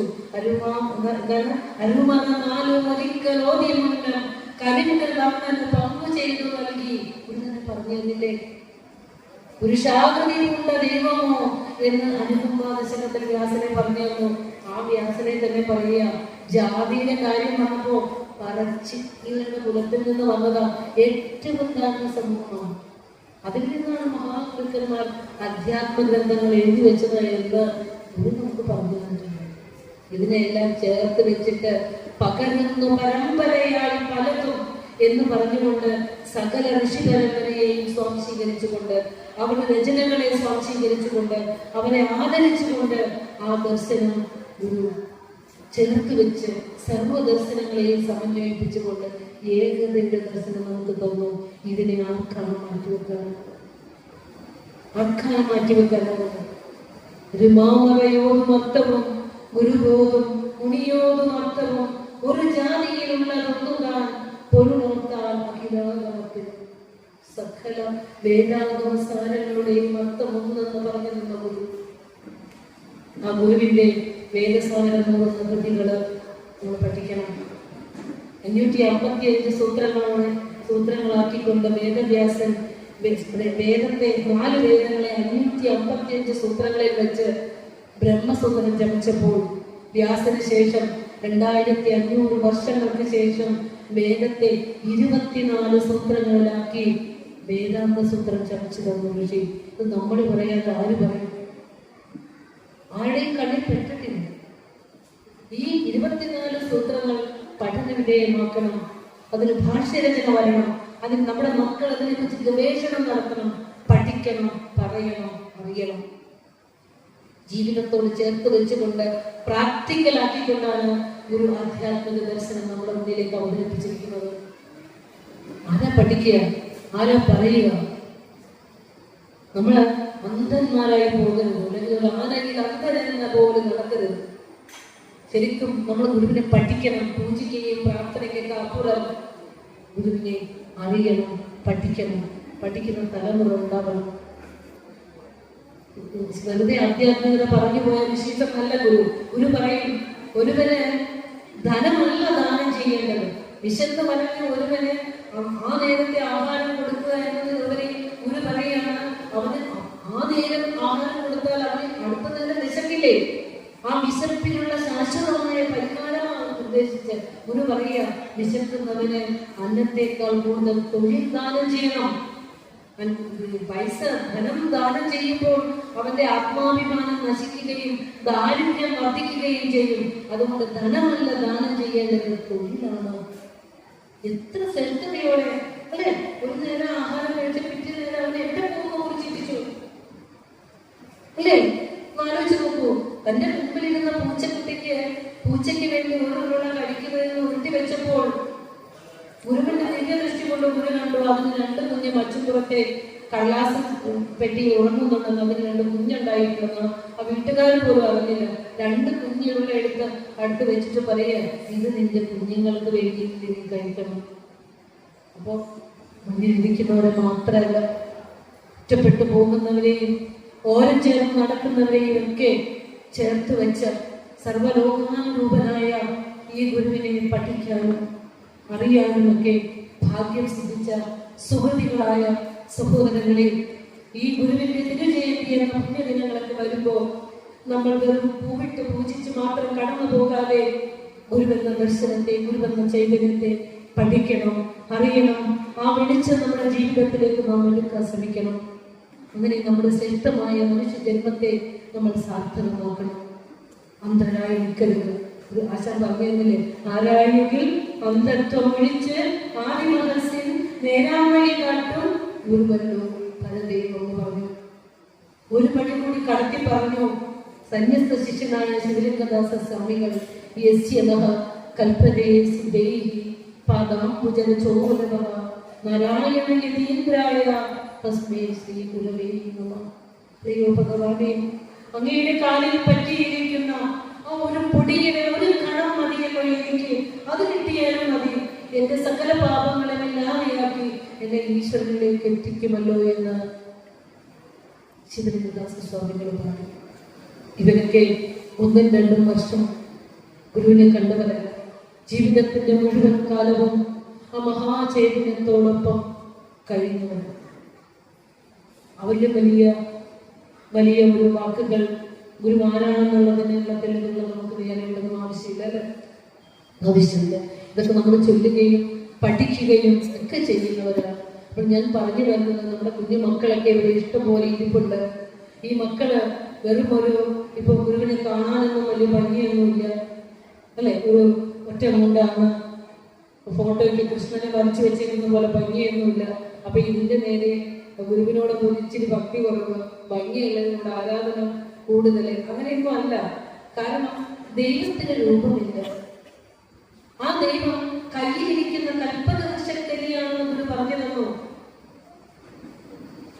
കയ്യിലിരിക്കുന്ന കൽപ്പകവൃക്ഷക്കരിയെ ഭക്ഷിക്കാതെ കളഞ്ഞ് കാഞ്ഞിരക്കനിയെ തേടി ഭക്ഷിച്ച് വിഷം കൊണ്ട് നടക്കുന്നവരാ വിഷം മരിക്കുന്നു എന്ന് ഗുരു പറഞ്ഞു. ചോദിക്കാതെ തന്നെ എന്തും തരുന്ന ആത്മചൈതന്യം ഉള്ളിൽ ഉണ്ടായിട്ട് അതിനെ ദുർവാസനകൾ കൊണ്ട് മൂടി, ലോകവാസനകൾ കൊണ്ട് മൂടിയിട്ട് ആ സത്യത്തെ അറിയാതെ താന്ന് ചോദിച്ച സത്യമാണ്. ക്ഷേത്രങ്ങളായ ക്ഷേത്രം മുഴുവൻ ഓടുക. ചിലപ്പോൾ 4-5 മണിക്കൂറൊക്കെ ക്യൂ നിന്ന് തളർന്നു വീഴും. ചിലപ്പോൾ ചെയ്ത പാപങ്ങളൊക്കെ അങ്ങനെ അവസാനിപ്പിക്കാൻ ചോദിക്കേണ്ട ശക്തി ഇവിടെ ഇരിപ്പണ്ടേ. 5 മണിക്കൂർ ക്യൂ നിന്നിട്ട് ചെന്ന് ആ ചൈതന്യത്തെ മുമ്പിൽ ചെന്ന് കണ്ണടച്ചിട്ട് ചോദിക്കുന്നില്ല. ഓടാതിരിക്കാനാണ് ഗുരു പറഞ്ഞത്. ഓട്ടത്തിന്റെ സ്പീഡ് കുറയ്ക്കാനാണ് ഗുരു പറഞ്ഞത്. കയ്യിലിരിക്കുന്ന കൽപ്പകവൃക്ഷക്കന്യാണ് ഈശ്വരൻ എന്ന് പറഞ്ഞു തന്നു. പക്ഷെ നമുക്ക് മനസ്സിലാവുന്നില്ല. ഞാൻ ചെയ്യുമ്പോൾ പല വീടുകളിലും കൃഷ്ണ വിഗ്രഹത്തെ ഗുരുദേവ ഭക്തരുടെ വീടുകളിൽ ചെന്ന വീട്ടിലുണ്ടായിരുന്നു. വളരെ ഭംഗിയായി കൃഷ്ണ വിഗ്രഹത്തെ അലങ്കരിച്ച് പൂജാ സാധനങ്ങളൊക്കെ ഒരുക്കി വെച്ച് പൂജിക്കുന്നുണ്ട്. വൃന്ദങ്ങളൊക്കെ അതിന്റെ അടുത്തിരിപ്പുണ്ട്. ഞാൻ അന്ന് ഒരു ചോദ്യം ഞാൻ ചോദിച്ചു.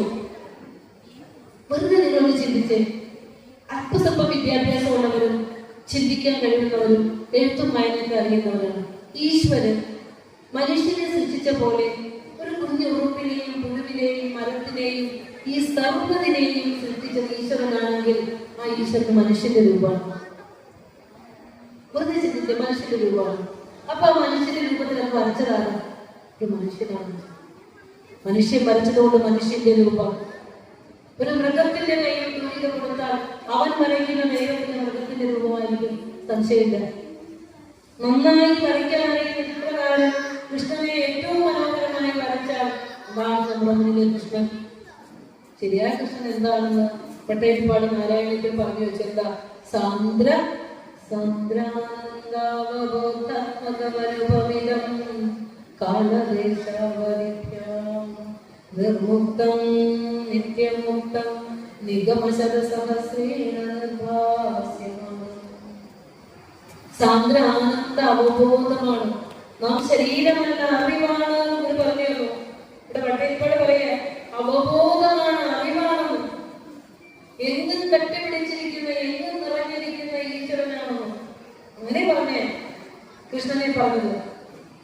കാലദേശാവദിഭ്യാം, ദേശത്തിനും കാലത്തിനും അപ്പുറമായ ആ ദിവ്യ ചൈതന്യമായിരിക്കുന്ന വേദങ്ങളെല്ലാം എന്തിനെ തിരയുന്നു? വേദാഗമങ്ങൾ തിരയുന്നവനല്ലേ നീയാണ് ഗുരുവായൂരപ്പനെ പറഞ്ഞു. ആ ഗുരുവായൂരപ്പനെ രൂപം കൊടുത്ത മനുഷ്യരല്ലേ? എന്താണ് അതൊന്നും വേണ്ടാത്തെ അല്ലേ? നമുക്ക് സംഭവിച്ച എന്താന്ന് വെച്ചാൽ യുഗങ്ങൾക്കപ്പുറമുള്ള ആരാധനയാണ്.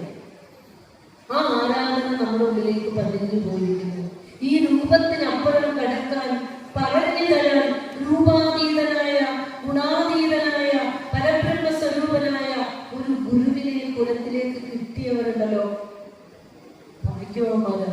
അതിലും നിർഭാഗ്യതയാണ് ആ ഗുരുവിനെ എനിക്ക് കിട്ടിയെന്ന് അറിയാതെ ഇരിക്കുന്നത്, പിന്നെയും ഓടുന്നത്. ഞാൻ പറയുന്നത് മനസ്സിലാക്കായിരിക്കല്ലോ അല്ലേ? അവിടേക്ക് കൊണ്ട് എന്ത് കൊടുക്കാനും നമുക്ക് മടിയില്ല. ഇന്നലെ എന്നോട് പറഞ്ഞത്, ടീച്ചറെ ഒരു റെസിപ്റ്റ് കുറ്റിയായിട്ട് ചെല്ലുമ്പോ കഴിഞ്ഞ തവണ തന്നതല്ലേ, പിന്നെ എന്തിനാ അടുത്ത ആഴ്ച ഞങ്ങൾ ഉണ്ടാവില്ല, ഞങ്ങൾ ഗുരുവായൂർക്ക് പോവാം. ഓടാനാണ് വിധിയെങ്കിൽ ഓടും, ഓടാനാണ് വിധിയെങ്കിൽ ഓടും. ഈ ഗുരുവിനെ അറിയാനാണ് വിധിയെങ്കിൽ അറിയും. ആലോചിച്ച് നോക്കും. ഞാൻ എങ്ങും പോകണ്ടെന്നല്ല പറയുന്നത്. നിങ്ങൾ പോകുമ്പോൾ ഭക്തി എന്താണ്, ഈശ്വരൻ എന്താണെന്ന് നന്നായി അറിഞ്ഞിട്ട് പോകൂ. ഭാഗവതം പറയുന്നത് എന്താണെന്നറിയോ? അവനവന്റെ ഉള്ളിലിരിക്കുന്ന ഈശ്വരനെ അറിയാതെ മനുഷ്യനാൽ കൽപ്പിച്ചു വെച്ചിരിക്കുന്ന ക്ഷേത്രങ്ങളിലാണ് ദൈവമെന്ന് വിചാരിക്കുന്നവൻ പ്രാകൃത ഭക്തനാണെന്ന്. ഗുരുവിന്റെ മക്കള് പ്രാകൃത ഭക്തരാകാമോ? ഒട്ടത്തിന്റെ സ്പീഡ് കുറച്ചുകൊള്ളുക. സർവവും സമർപ്പിച്ച സർവലോകാനുരൂപനായ ഗുരുവിനോട് ഉള്ളിൽ വെളിച്ചം വീശാനായിട്ട് പ്രാർത്ഥിക്കുക.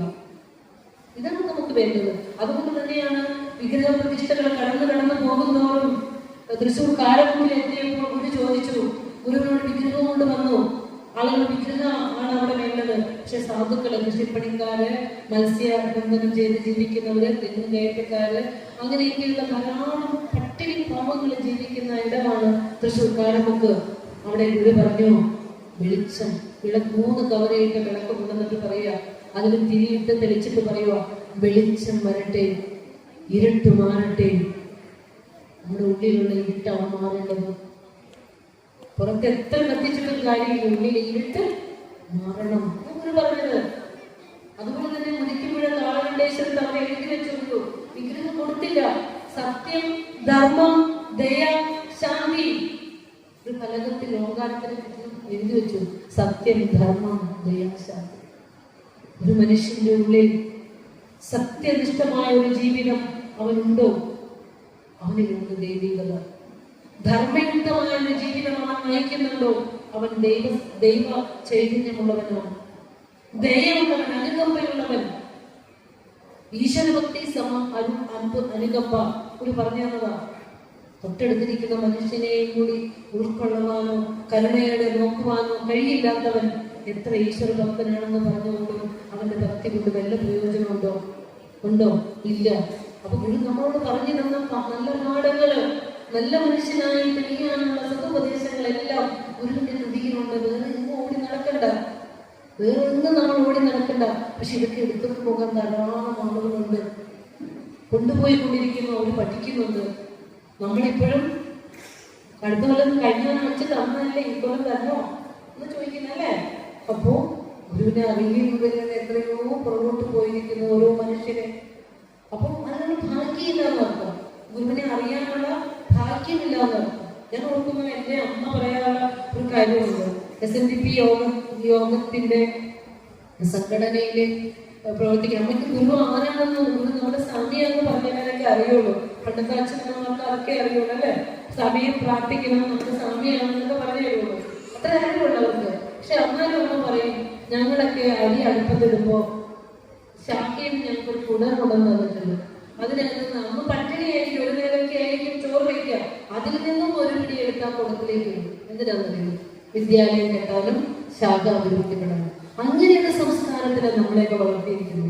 അമ്മ പറയുന്ന വാക്കുകൾ ഇപ്പോഴും എനിക്കുണ്ട്. കുടത്തിലേക്ക് അരിയിട്ടോ, അരി ഉണ്ടാകുമ്പോൾ കുടത്തിലേക്ക് അരിയിട്ടോ അങ്ങനെ ചോദിക്കുമായിരുന്നു നമ്മുടെ അമ്മയൊക്കെ അല്ലെ. അപ്പൊ അങ്ങനെ ഈ ഗുരുവിന്റെ ഒരു സംസ്കാരത്തിലേക്ക്, ചൈതന്യത്തിലേക്കൊക്കെ വളർന്നവരാരും ഇങ്ങനെ ചോദിക്കില്ല. നമ്മൾ വേല ചെയ്യുന്നതിന്റെ ഒരംശം സംഘടിച്ച് ശക്തരാകുക എന്നുള്ളത് നമ്മളോട് പറഞ്ഞു. സംഘടനയിലൂടെ മാത്രമേ കരുത്താർജിക്കുവാനായിട്ട് സാധ്യമാകുകയുള്ളൂ. അപ്പൊ അതിന്റെ ഒരു പരബ്രഹ്മസ്വരൂപം കൈകൊണ്ടിട്ട ഒരു സംഘടനയിലാണ് നമ്മൾ വർദ്ധിക്കുന്നത്. അപ്പോ അതിലിരിക്കുമ്പോൾ കൈമയെ മറന്ന് ഒന്നായി യാതൊരു വിഭാഗീയതകളും ഇല്ലാതെ ഒറ്റക്കെട്ടായി ജീവിക്കാനുള്ള ഒരു സന്ദേശവും കൂടി ഗുരു നമുക്ക് തരുന്നുണ്ട്. അപ്പോൾ മുരിക്കുമ്പുഴയിൽ എഴുതി വെച്ചത് സത്യവും ധർമ്മവും ദയയും ശാന്തിയുമാണ് ഈശ്വരൻ എന്ന് പറഞ്ഞ് 24 മണിക്കൂറും ക്ഷേത്രത്തിൽ പോകുന്നവന് മനസ്സമാധാനം സ്വസ്ഥതയില്ലെങ്കിൽ ക്ഷേത്രത്തിൽ പോകുന്നതുകൊണ്ട് എന്തൊരു പ്രയോജനമുണ്ടോ? ക്ഷേത്രത്തിൽ പോണ എന്തിനാ? ഉള്ളിൽ ശാന്തി സമാധാനമൊക്കെ കിട്ടാൻ വേണ്ടിയിട്ടല്ലേ. ഇത് കിട്ടുന്നില്ലെങ്കിൽ ഭക്തി കൊണ്ട് എന്താ പ്രയോജനം? ഇവിടെയൊക്കെ നമ്മൾ ഓർക്കണം.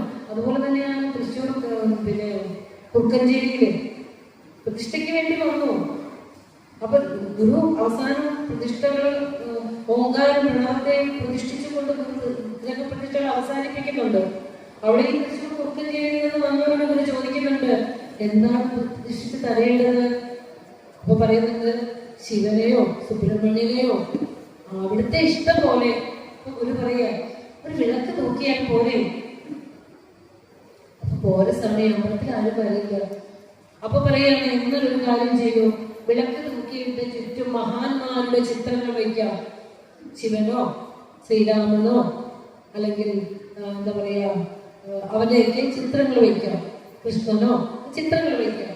അവരൊക്കെ ഒരു കാലത്തെ മഹാന്മാരായി. ഒരമ്മയ്ക്ക് ജനിച്ചവരല്ലേ, അവരെ കല്യാണം കഴിച്ച മക്കളുള്ളവരല്ലേ, അവരെ പൂജിക്കുന്ന എന്തിനാണെന്ന് ചോദിക്കാറുണ്ടോ?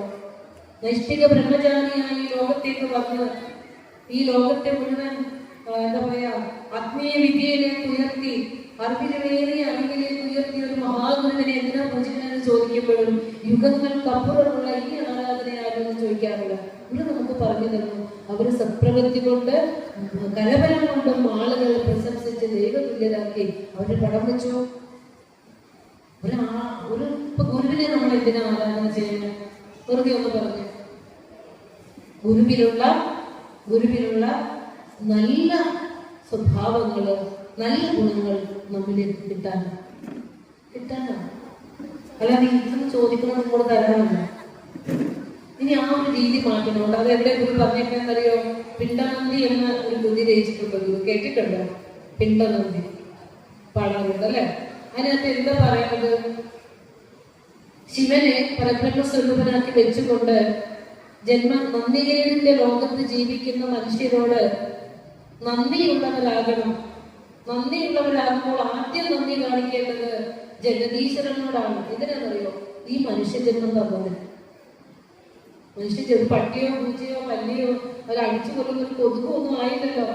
ശ്രേഷ്ഠജന്മമായ മനുഷ്യജന്മം തന്നതിന് നന്ദി പറയാൻ പഠിപ്പിക്കുന്നു. അതോടൊപ്പം തന്നെ ഈ മനുഷ്യ ജീവിതത്തിൽ നിന്ന് ഒരിക്കലും പതിച്ചു പോകില്ല എന്ന് പ്രതിജ്ഞ എടുക്കുന്ന ഒരു പ്രതിജ്ഞയും കൂടി ഗുരു അതിലൂടെ ചെയ്യിക്കുന്നുണ്ട്. ഗുരുവിന്റെ ദർശനത്തെ മുഴുവനായി നിങ്ങളിലേക്ക് എത്തിക്കണമെന്നും അതുകൊണ്ട് നമ്മുടെ സമാജത്തിനും നമ്മുടെ കുടുംബത്തിനും നമ്മുടെ മനസ്സുകൾക്കൊക്കെ ഒരു ഉണർവുണ്ടാകണമെന്നും ഗുരുവിനെ അറിയണമെന്നും അറിഞ്ഞുകൊണ്ട് തന്നെ എന്തെങ്കിലും ചെയ്തിട്ട് പ്രഭാഷണം അവസാനിപ്പിക്കണം നല്ലതാണ്. മനസ്സിലാകുന്നുണ്ടോ? അപ്പൊ നമുക്ക് പിണ്ടനന്ദിയിലൂടെ ഒന്ന് കടന്നു പോകണം. മനുഷ്യജന്മം കിട്ടിയതിന് നന്ദി പറയാൻ ഗുരു പഠിപ്പിക്കുന്നു. എന്നിട്ട് ഈ ജന്മത്തിൽ നിന്ന് പതിച്ചു പോകരുത്. അറിയാം, ജന്മം നൽകിയ കുഞ്ഞിനെ കൊല്ലുന്ന അമ്മമാരുടെ കാലമാണ് അല്ലെ? അച്ഛനമ്മമാരെ കൊല്ലുന്ന മക്കളുടെ കാലമാണ്.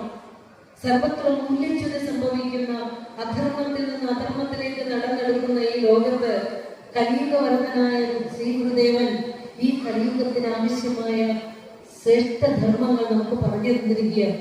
അതിത്തിരി വിശപ്പ് സഹിച്ചാണെങ്കിലും ഇതിന് ബുദ്ധിമുട്ട് സഹിച്ചാണെങ്കിലൊക്കെ നമ്മൾ കേൾക്കണം. 73 വർഷം നടന്നില്ലേ? ഒരു നിമിഷം പോലും അവിടത്തേക്ക് വേണ്ടി ജീവിച്ചിട്ടില്ല. ഈ ലോകത്തെ പിണ്ടനന്ദിയിലൂടെ പറയുന്നത് നന്ദി കെട്ടവരായി ജീവിക്കരുത്. ഒരു പറയാനുണ്ട് അല്ലെ? ഒന്നുണ്ട് നേരും നേരല്ലിതൊന്നും മധ്യർക്ക് സത്യവും ധർമ്മവും വേണം എന്ന് പറഞ്ഞ ഗുരു പറയുകയാണ്, ഒരിക്കലും നല്ലതല്ല ഒരുവൻ ചെയ്ത നല്ല കാര്യം മറപ്പത് അല്ലെ? അപ്പോ ശ്രേഷ്ഠജന്മത്തിന് നന്ദി പറയാൻ പഠിപ്പിക്കുന്ന പിണ്ടനന്ദി എന്ന കൃതി നമ്മളെല്ലാവരും ഒരമ്മയുടെ ഗർഭപാത്രത്തിൽ 9 മാസവും 9 ദിവസവും 9 വിനാഴികയും കിടന്നതാണ് അല്ലെ? ആ നിമിഷങ്ങളിൽ നമുക്ക് ആർക്കെങ്കിലും ഓർമ്മയുണ്ടോ? ആർക്കെങ്കിലും ഓർമ്മയുണ്ടോ നമ്മള് അമ്മയുടെ ഗർഭപാത്രത്തിൽ കിടന്ന ദിവസത്തെ? പക്ഷെ ഗുരു അത് ഓർമ്മിച്ചായിരുന്നു. അത് ഋഷീചൻ എന്ന വാക്കിന്റെ അർത്ഥം തന്നെ ഋഷി പറഞ്ഞാൽ കടന്നു കാണുന്നവർ എന്നാണ്. ഏത് സ്വരൂപമായിട്ടാണ് ഒരു ജന്മം കൊണ്ടത് ആ സ്വരൂപമായിട്ട് തന്നെയാണ് ഒരു ഭൂമിയിലേക്ക് അവതരിച്ചത്. അതുകൊണ്ടാണ് ആ ഗർഭാവസ്ഥയിൽ ഒരു കുഞ്ഞിന്റെ ചിന്തകളും അതിന്റെ വളർച്ചയും എല്ലാം ആലോചിച്ച് ഒരു ജീവശാസ്ത്ര പണ്ഡിതന് പറയാവുന്നതിനും അപ്പുറം തിരുമൂലയുടെ തിരുമന്ത്രവും ചരകന്റെ ചരകസംഹിതയും ഒക്കെ ഗർഭോപനിഷത്തും ഗർഭോപനിഷത്ത് ഇതിന്റെയൊക്കെ സത്ത് എന്താണോ അതൊന്നും തേടി പോകണ്ട. പിണ്ടനന്ദിയെ ഗുരു പറഞ്ഞു വെച്ചിട്ടുണ്ട്. ഒന്നും വേണ്ട. രാമായണം വായിച്ചപ്പോൾ കിഷ്കിന്ധാനന്ദത്തിലെ രാമായണത്തിൽ ഏത് തത്വം തന്നെ പറഞ്ഞു വയ്ക്കുന്നത്. ഒരു കുഞ്ഞ് എങ്ങനെയാണ് ജന്മം കൊള്ളുന്നത്, അത് എങ്ങനെയാണ് അവയവങ്ങൾ രൂപപ്പെട്ട് വരുന്നത്, എന്തുകൊണ്ടാണ് ജന്മം കിട്ടിയത്, ഇനി എങ്ങനെയാണ് ആ ജന്മത്തിൽ നിന്ന് ചരിത്രം പറയുന്നത് അല്ലേ? അത് പഠിക്കുന്നേ. മനുഷ്യജന്മം കിട്ടിയതല്ലേ നമ്മളെ. അപ്പോ ഒരു ആദ്യത്തെ 4 വരി എനിക്ക് എവിടെയെന്ന് അറിയാം.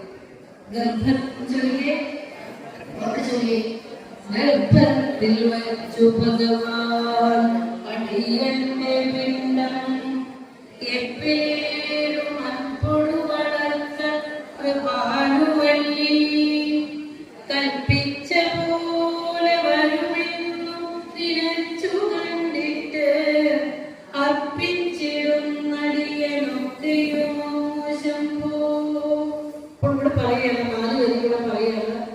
ഗർഭത്തിൽ വെച്ച് ഭഗവാൻ അടിയന്റെ പിണ്ടെന്നാണ് ഒന്നും പറയണേ.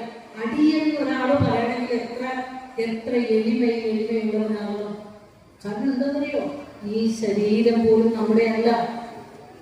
ഈ ശരീരത്തെ നമ്മൾ എത്രയോ കുറ്റപ്പെടുത്തി ജീവിപ്പിക്കുന്നു, എത്രയോ ബ്യൂട്ടി പാർലറിൽ പോയി നമ്മൾ നമ്മുടെ മുഖം എടുക്കുന്നു, ശരീര സൗന്ദര്യം കൂട്ടുന്നു, എത്രയോ ഭംഗിയുള്ള വസ്ത്രം ധരിച്ചൊക്കെ ഈ ശരീരത്തെ മോടി കൂട്ടുമ്പോഴും ഈ ശരീരം പോലും നമ്മുടേതല്ല, സ്വന്തമല്ല എന്ന ഒരു അറിവ് നമുക്കുണ്ടാകണമെന്ന് പറയുക.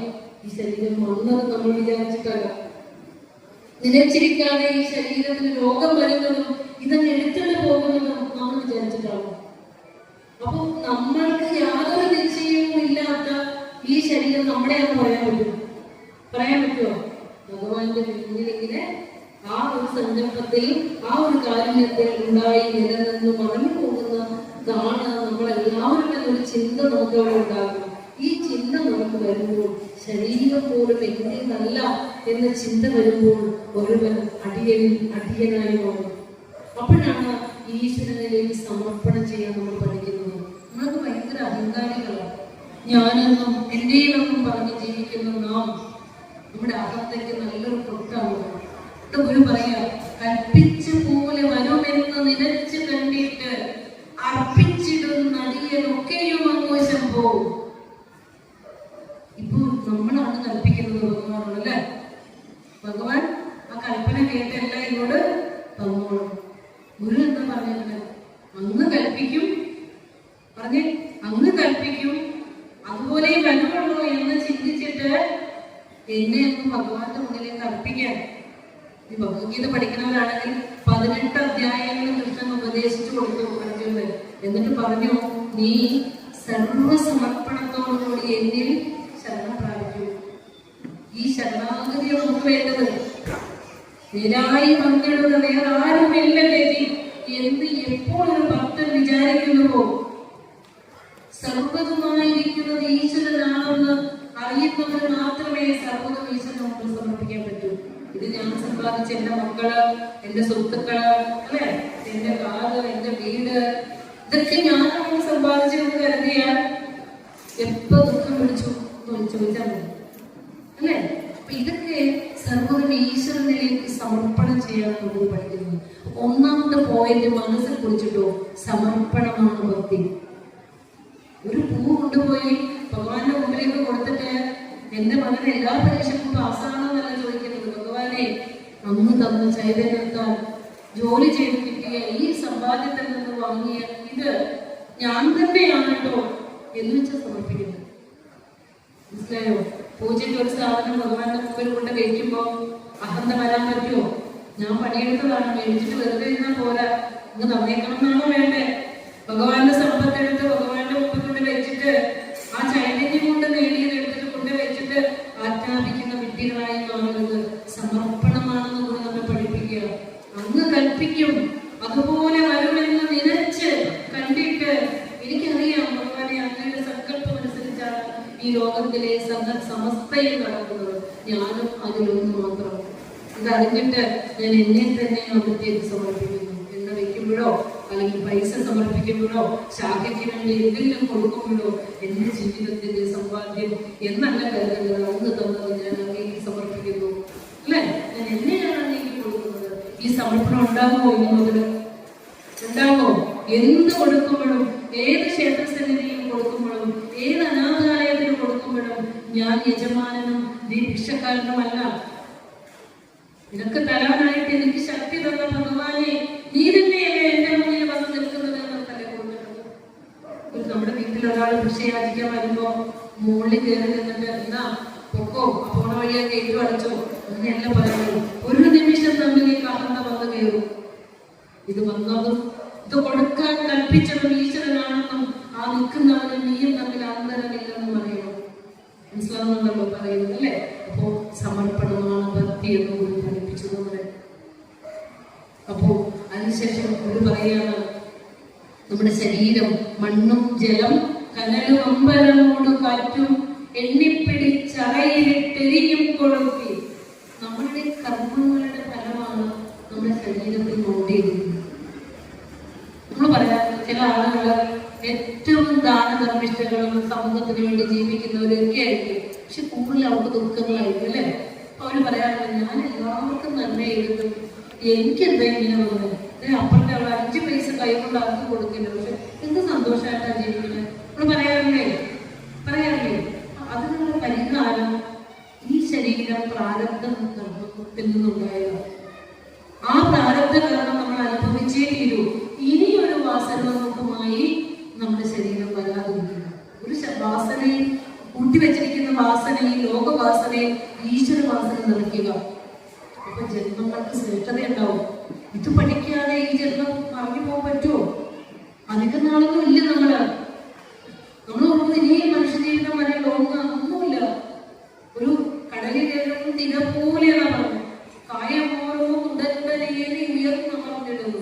കടലിൽ നിന്ന് ഒരു തിര വന്ന് പെട്ടെന്ന് അത് പറയും, അടുത്ത തിര പിന്നെ വരും. ഒരു തിരയുടെ സ്ഥാനത്തിരിക്കുന്നവരെ നമ്മളൊക്കെ ഇത്തിരി നേരമുള്ളൂ.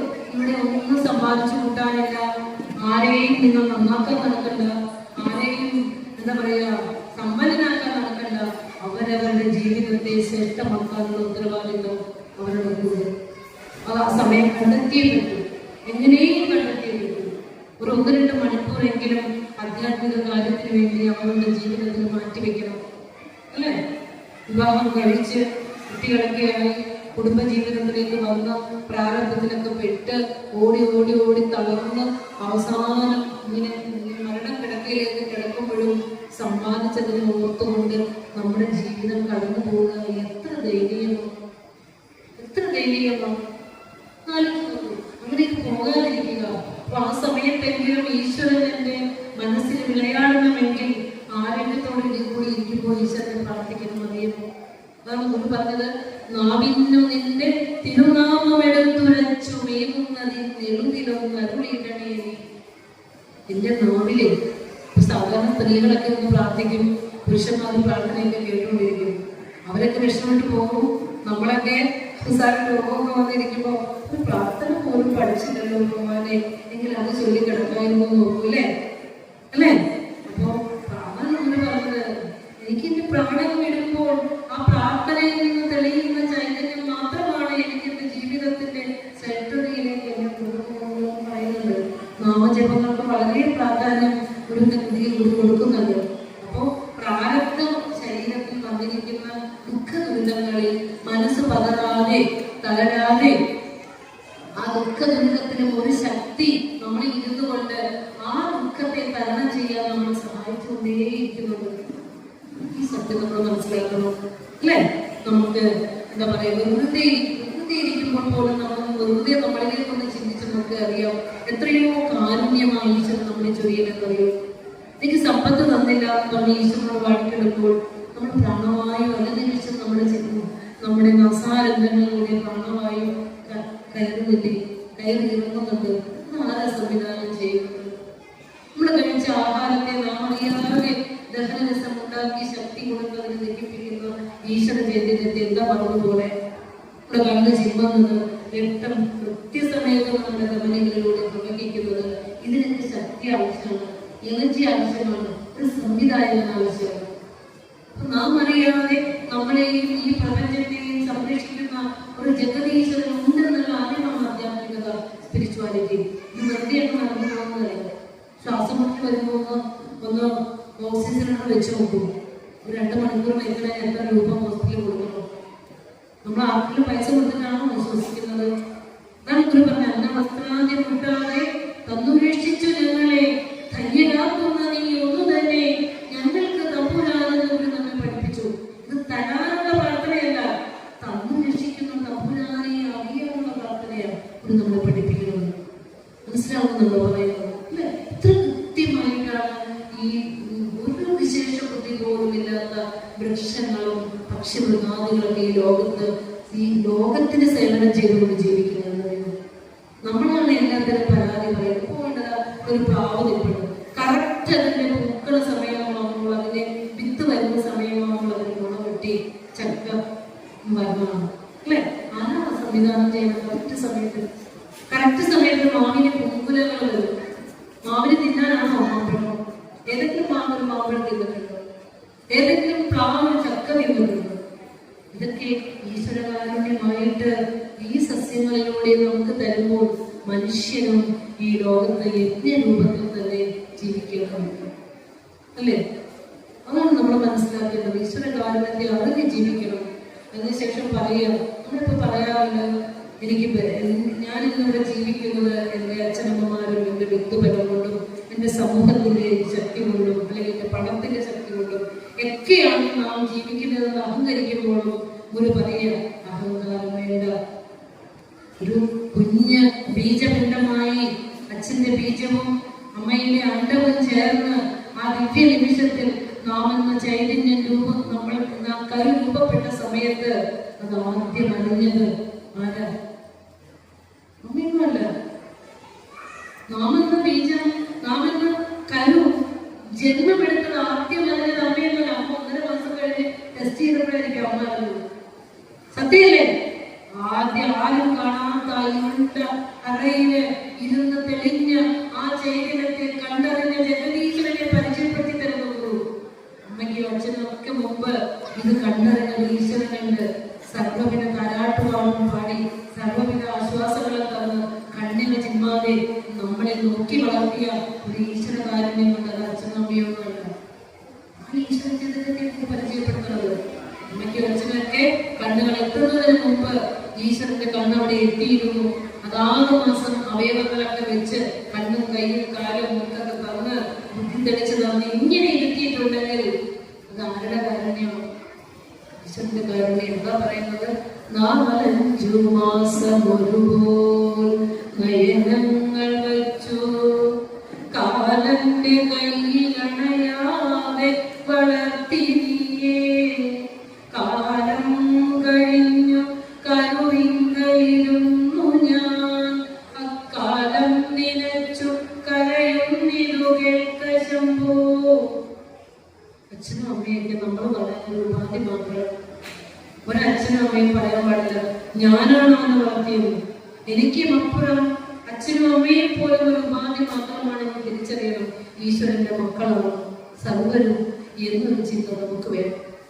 അമ്മ പറയാൻ 9 മാസം കണ്ണിമ ചിമ്മാതെ അമ്മ പോലും ഉറങ്ങി കിടന്നപ്പോൾ ഉറങ്ങാതെ ആ തിരിഞ്ഞും വളഞ്ഞും ഒന്ന് തിരിഞ്ഞ് നിവർന്നു പോലും കിടക്കാൻ പറ്റാതെ ആ അമ്മയോട്ടി ഫ്ലോയിഡിലെ ആ വളരെ വിഷമം അനുഭവിച്ച് അങ്ങനെ കിടന്നപ്പോ ശംഭു ഈശ്വരനാണ് അവിടെ നോക്കിയത്.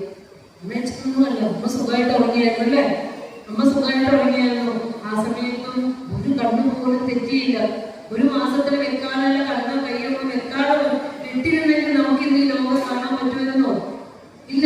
അപ്പൊ എല്ലാത്തിനും അധീനമായ ഈശ്വരശക്തിയെയാണ് നമുക്ക് നമ്മെ പരിചയപ്പെടുത്തി തരുന്നത്. അപ്പൊ പറയണം, ഒരുപാട് നയനങ്ങൾ വെച്ച് നമ്മൾ ചാപിള്ളയായി പോയില്ലല്ലോ, അല്ലേ? കാലന്റെ കയ്യിൽ അണയാതെ വളർത്തിയത് നീങ്ങിയത്. ആ കാലമൊക്കെ കഴിഞ്ഞു. എന്താ നമ്മളൊക്കെ പുറത്തു വന്നു. 60, 50, 70, 15, 10 ഒക്കെ വയസ്സുള്ള ആളുകളൊക്കെ മാറിയിരിക്കുക. പക്ഷെ ഇവര് പറയാ കാലം നിലച്ചു കരയൊന്നിരു കേൾക്ക സംഭവം. പക്ഷെ നമ്മൾ ജനിച്ച് ഭൂമിയിലേക്ക് വീണുടനെ, ഈ പ്രപഞ്ചത്തിൽ നിന്ന് ഫസ്റ്റ് ശ്വാസം എടുത്തുടനെ നമ്മൾ ഈ മായാ പ്രപഞ്ചത്തിന്റെ ഭാഗമായി അതെല്ലാം നമ്മൾ മറന്നു. പക്ഷെ ഗുരു പറയുക, ആ വേദനയെ ഓർത്ത് നമുക്ക് പറഞ്ഞു തന്ന ഋഷീശ്വരനായ, ശാസ്ത്രത്തിന് മുമ്പേ ജനിച്ച ഋഷീശ്വരനായ ഗുരു ഫിസിയോളജി അനാട്ടമി ഒന്നും പഠിച്ചിട്ടല്ല പിന്നതന്തി. ഡോക്ടർമാര് വരെ പഠിക്കുന്നുണ്ട് പിന്നതന്തി, അല്ലെ? ഒരു കുഞ്ഞിന് ജന്മം എടുക്കുന്ന ഡോക്ടർമാര് വരെ പിന്നതന്തി വായിച്ചു നോക്കുന്നുണ്ട്. അവര് പറയും, ദൈവമേ പ്രാർത്ഥിക്കുകയല്ലേ, അതിനോട് ഈശ്വരനോട് പ്രാർത്ഥിച്ചോ പറയല്ലേ, അല്ലേ? അപ്പൊ ആ ദൈവത്തിനെയാണ് നമുക്ക് പരിചയപ്പെടുത്തി തരുന്നത്. ഗുരു പറയേ, അന്നുള്ള വേദന മറന്നത് നമ്മുടല്ല, ഇന്നിങ്ങുതന്നെയും വീണു മരിക്കുകയോ പൊന്നപ്പനെന്നു പൊതിവാതിലടച്ചു വിട്ടു തന്നിട്ടു തന്നെ ഇന്നറിയുന്നു ശംഭോ. ഒരു 8-9 മാസമൊക്കെ എത്തുമ്പോൾ ഗർഭത്തിൽ കിടക്കുന്ന കുഞ്ഞിന് ജന്മാന്തര സ്മൃതികളുള്ളവരെ എത്ര അച്ഛനമ്മമാരുടെ പശുവായിട്ടോ പട്ടിയായിട്ടോ പൂച്ചയായിട്ടോ കൊതുകായിട്ടോ ഏതൊക്കെ അമ്മമാരുടെ ഗർഭത്തിൽ വന്നു, ഏതൊക്കെ അന്നപാനാദികൾ രുചിച്ചു വന്നു, ഏതൊക്കെ സുഖദുഃഖങ്ങളുടെ കടന്നു പോയിട്ടുണ്ടോ എന്നും ആ കുഞ്ഞിന് ഓർമ്മ വരുന്നു. ചലകന്റെ ചലക സംഹിത പിപ്പലാവിന്റെ ഗർഭോപനിഷത്ത് ഇതുപോലെ ഗ്രന്ഥങ്ങളിലൊക്കെ ഈ ഗർഭസ്ഥ ശിശുവിന്റെ ചിന്തകൾ പറയുന്നുണ്ട്. ഇപ്പോ ഇതൊക്കെ വായിച്ചു നോക്കിയിട്ട് എഴുതാന്നല്ലോ നമ്മൾ പറയുന്നത്. ഋഷീശ്വരന്മാർക്കെല്ലാം ഒരേ ദർശനമാണ്. ഇതൊന്നും വായിക്കി അറിയണം. ഒരു ഗ്രന്ഥം കണ്ടാൽ മതിയാവും, നമ്മളാമതി അതിനകത്ത് എന്താണുള്ളതെന്നൊക്കെ അറിയാം. അതുകൊണ്ടാണ് ഋഷി എന്ന പേര് വന്നത്. കടന്നു കാണാൻ കഴിയുന്നത്. ഒരു പറയുന്ന സത്യം ഒന്നാണ്. ചില ആളുകൾ പറയുക, ഒരു വിവാഹമൊന്നും കഴിച്ചിട്ടില്ല, പിന്നെ എങ്ങനെയാ ഗർഭത്തെ കുറിച്ച് കൂടി പറയാൻ സാധിക്കുന്നത്? ഗർഭോപനിഷത്തെ എഴുതിയ പരാതി ഒരു മുനിമാനല്ലേ, ചരകനും അല്ലേ, ഒക്കെ മുനിമാൻ തന്നെയല്ലേ, അവരല്ലേ ഇതിനെ കുറിച്ച് പറഞ്ഞിരിക്കുന്നത്. അപ്പൊ പറയുകയാണ്, അപ്പൊ ജന്മാന്തരങ്ങളുടെ സ്ഥിതി വരുമ്പോ കുഞ്ഞു കിടന്ന് പെണ്ണയും അമ്മയുടെ ഗർഭപാത്രം. അപ്പൊ നമ്മളെന്ത് പറയും? ഇതിന് നല്ല അനുഭവമൊക്കെ ഉണ്ടെന്ന് പറയും. ഈ പിഴച്ചിൽ ഇതിന്റെ ഈ ഓർമ്മകൾ വരുമ്പോ കിടന്ന് പെടയുന്നത്. നമ്മൾക്കൊന്ന് ആലോചിച്ച് നോക്കി, ഈ ജന്മത്തിലെ ദുഃഖം പോലും നമുക്ക് കാണാൻ വരുന്നത്. നമുക്ക് ജന്മാന്തരങ്ങളുടെ ദുഃഖങ്ങൾ കൂടി ഇപ്പൊ നമ്മളോട് കടന്നു വന്നാൽ എരിഞ്ഞിട്ട് വരട്ടി വിനോദമായിരുന്നു. അതുകൊണ്ട് മറപ്പിച്ചതാണ്. അതൊക്കെ ഒരു പറയുന്നത്. അന്നുള്ള കരഞ്ഞുകൊണ്ട് ആ മഹാവിന്റെ പാതാര ബന്ധങ്ങളിലേക്ക് വീഴാൻ പോകും. ഇതൊക്കെ പറഞ്ഞു തരുന്നത് നമുക്ക്. അന്നുള്ള വേദന മറന്നത് നന്ന്, അന്നുള്ള വേദന നീ മറപ്പിച്ചു കളഞ്ഞ. ഞാൻ ഈ ഭൂമിയിലേക്ക് വന്നപ്പോൾ ഗർഭപാത്രത്തിൽ കിടന്ന ആ വേദന മറന്നു. അദ്ദേഹം പറയുന്നത് പ്രസംഗ കലിയേഷം മാതൃഭുക്ഷസ്ഥിതമാ വിമുദ്രാവിദ്യമധ്യേ പൊതയടിതരാ ശക്യതേകേനമൊത്തും. ആ മൂത്രത്തിലും മലത്തിലും മരുന്ന് വെള്ളത്തിലും കിടന്നപ്പോ ഞാൻ അനുഭവിച്ച വേദന, ആ വേദന ആർക്ക് പറ്റും പറയാൻ? ആ വേദനയെ കുറിച്ച് പറയുകയാണെങ്കിൽ ഞാൻ ഈ ഒരു ജന്മം കൊടുത്ത് വരില്ല, ഈ ഒരു ശരീരത്തിൽ വരില്ല എന്ന് ആ വേദന അനുഭവിച്ചപ്പോൾ പ്രതിജ്ഞ എടുത്തവരാണ് ഞാനും നിങ്ങളടക്കുന്നത് എല്ലാവരും. ഇനിയൊരു ശരീരത്തിൽ വരാതെ ഈശ്വരനെ അറിഞ്ഞ് സത്യം അറിഞ്ഞ് രക്ഷപ്പെട്ടുകൊള്ളാം എന്ന് പ്രതിജ്ഞ എടുത്തിട്ട് വന്നതാണ്. പക്ഷേ ഭൂമിയിലേക്ക് വന്നപ്പോ പ്രതിജ്ഞ മറന്നുപോയി. അതാ പറഞ്ഞ വഴി മറന്ന യാത്രക്കാരാണോ? എവിടെ നിന്ന് വന്നു നാം, എവിടേക്ക് പോകുന്നു? മക്കൾക്കൊക്കെ ഗതി ഉണ്ടാക്കാൻ വേണ്ടി ചിന്തിക്കുക. നിന്റെ ഗതി എവിടെ? ആരും ചിന്തിക്കാനുണ്ടോ? ഇല്ല. അതാണ് നമ്മുടെയൊക്കെ അവസ്ഥ. നമുക്ക് അറിയില്ല. നമ്മൾ പഠിക്കുന്ന ഗുരുവിനെ അറിയണം. അപ്പോ പിന്നീടുള്ള ഒത്തിരി മനുഷ്യ ജീവിതത്തിൽ നിത്യമായി ഓർത്തിരിക്കേണ്ട കാര്യങ്ങളെല്ലാം പറഞ്ഞിട്ട് ഗുരു പറയാ, എല്ലാം അറിഞ്ഞു ഭഗവാൻ ഇവനെടുത്തു ചൊല്ലേണമോ ദുരിതമൊക്കെ അകറ്റണേ. നീ മാത്രമാണ് എല്ലാം എന്ന് എനിക്കറിയാം. നീ അല്ലാതെ മറ്റാരുമില്ലെന്ന് എനിക്കറിയാം.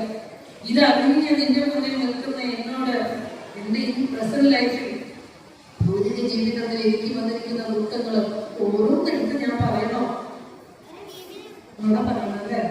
എണ്ണി പറ്റണ്ട. ഒന്ന് ഇത്തിരി കണ്ണീരൊഴുക്കി കളഞ്ഞാലോ അല്ലേ? എല്ലാം ഒന്ന് സ്വീകരിച്ചോളൂ. ദുഃഖങ്ങൾ കണ്ണീരാക്കി കൊടുക്കുക. ഭഗവാനെ നീ ഉണ്ടാവണേ, നീ എനിക്ക് ഉണ്ടാവണേ അല്ലേ? ഇതിൽ കിടന്നു കേൾക്കുവാനോ നാം കഴിഞ്ഞിടും എനിക്കിതിൽ പരന്നിരക്കിരുന്നു വന്നിരുന്നു സങ്കടം. അപ്പോ ഈശ്വരനെ അറിഞ്ഞ് ഈ ലോക ജീവിതത്തിൽ നിന്ന് കടന്നു പോകേണ്ടതുണ്ട്. ഗുരുദേവന്റെ ദർശനം മാനവ മോചന മഹാമന്ത്രങ്ങളാണ്.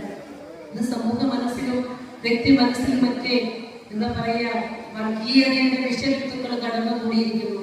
അതുകൊണ്ട് തന്നെ ഈ നൂറ്റാണ്ട്, ഈ കാലഘട്ടം ആവശ്യപ്പെടുന്ന ഗുരുവിന്റെ ദർശനത്തെ. അതുകൊണ്ട് ഒരു നിരവധി ക്ഷേത്രങ്ങൾ തന്നപ്പോഴും നിരവധി പ്രതിഷ്ഠകൾ നമുക്ക് തരുമ്പോഴും എല്ലാതും കൊണ്ടും ലക്ഷ്യമാക്കുന്നത് ഏകമായ ഈശ്വരൻ പരബ്രഹ്മത്തിലേക്കുള്ള നമ്മുടെ യാത്രയിലേക്കാണ് എല്ലാ വിഗ്രഹങ്ങളും നമ്മളെ കൊണ്ടെത്തിക്കുന്നത്. പരബ്രഹ്മത്തിന്റെ പ്രതീകങ്ങളാണ് എല്ലാ വിഗ്രഹങ്ങളും. അത് ശിവനെ പ്രാർത്ഥിക്കുമ്പോൾ ഗുരു നമ്മളോട് പറഞ്ഞത് ഭൗതിക സുഖഭോഗങ്ങൾ വാങ്ങാനല്ല. ഗുരു പറഞ്ഞു, കനിവെന്നിരുത്തി അനന്തരസ കലി തട്ടിയെറിഞ്ഞു കരം കഴുകി തനിമുക്തി പഴുത്തു ചൊരിഞ്ഞൊഴുകും കനകക്കൊടിയെ നടലേകുകനി. ഇത് പറഞ്ഞാൽ നിർത്താം. പ്രാർത്ഥിച്ചപ്പോൾ ഒരു പ്രാർത്ഥനയിലൂടെ ഒരു പ്രാർത്ഥകൻ എന്താണ് ദൈവത്തോട് പ്രാർത്ഥിക്കേണ്ടത്? അല്പം കനിവ് എന്നോട് കാണിക്കണം. എന്നിട്ട് എന്റെ ഉള്ളിലിരിക്കുന്ന കാമക്കനി, ആഗ്രഹങ്ങളുടെ കനി, അതുമായിട്ട് ഞാൻ ഇന്നും ഇത്രയും കാലം ഞാൻ നിന്റെ മുന്നിൽ വന്നിട്ടുള്ളത് ഈ ആഗ്രഹങ്ങളുടെ കനിയുമായിട്ട് അത് തട്ടിയെറിഞ്ഞ് കളയണം. ഞാനൊന്ന് മുറുക്കെ പിടിച്ചേക്കോ. ഈ ജന്മത്തെ പിടുത്തല്ല, ജന്മാന്തരമായിട്ടുള്ള പിടുത്താണ്. വെറുതെ വിടുപോലെന്ന് പറഞ്ഞാലും വിടില്ല. ഇതിനെ തട്ടിക്കളയണം, അല്ലേ? തട്ടിക്കളയണം. അത് പിടിച്ച് കയ്യെ കഴുകിക്കണം. നീ നിന്റെ നാമജപങ്ങൾ കൊണ്ട്, മന്ത്രജപങ്ങൾ കൊണ്ട്, ധ്യാനം കൊണ്ട്, പ്രാർത്ഥന കൊണ്ട് നീ കഴുകിച്ചു തരണം. എന്നിട്ട് അവിടെ ബുദ്ധിസ്വരൂപമായ നിന്റെ പാദങ്ങളെ എനിക്ക് ശരണാഗതിയായിട്ട് തരണം. ഇതാണ് നമ്മുടെ പ്രാർത്ഥനയിലൂടെ നിർവഹിക്കേണ്ടത്. തനി മുക്തി പകുത്ത് ചൊരിഞ്ഞൊഴുകും കനകപ്പൊടിയെ മുക്തിസ്വരൂപനായ ഭഗവാനെ അങ്ങയുടെ പാദങ്ങളിലേക്ക് ആശ്രയമായി തരണം എന്നുള്ളതാണ്. ഏതായാലും ഭഗവാന്റെ 171ാമത് തിരുജയന്തി ദിനം ഏറ്റവും ശോഭായമാനമായി ഭക്തിസാന്ദ്രമായി എല്ലാവരുടെയും കൂട്ടായ്മയോടെ കൊണ്ടാടുവാനായിട്ട് കുടുംബങ്ങളെ ശാഖയോഗത്തിൽ സാധിച്ചു. അതിന് എല്ലാവരുടെയും കൂട്ടായ്മ ഉണ്ടായിരുന്നു. എന്നെ ഈ സത്സംഗത്തിലേക്ക് ക്ഷണിച്ച ഇതിന്റെ ഭാരവാഹികളോടുള്ള സ്നേഹം അറിയിച്ചുകൊണ്ട് ഈ വാക്കുകൾ അത്രയും ഭഗവാന്റെ പകാര വിഗ്രഹങ്ങളിൽ സമർപ്പിച്ചുകൊണ്ട് നിർത്തുന്നു. ഗുരുവോം തത്സത്.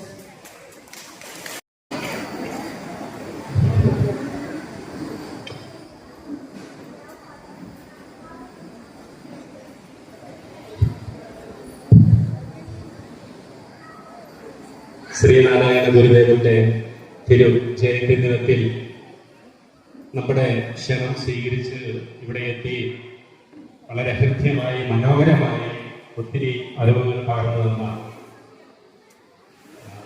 സുലേഖ ടീച്ചറിന് ഷാഹയുടെ പേരിലും ഇവിടെ കൂടിയ എല്ലാ ഷഹാങ്ങളുടെ പേരിലും ഒത്തിരി നന്ദി പറയുകയാണ്. ഈ അവസരത്തിൽ ഗുരുദേവൻ അനുഗ്രഹിക്കട്ടെ.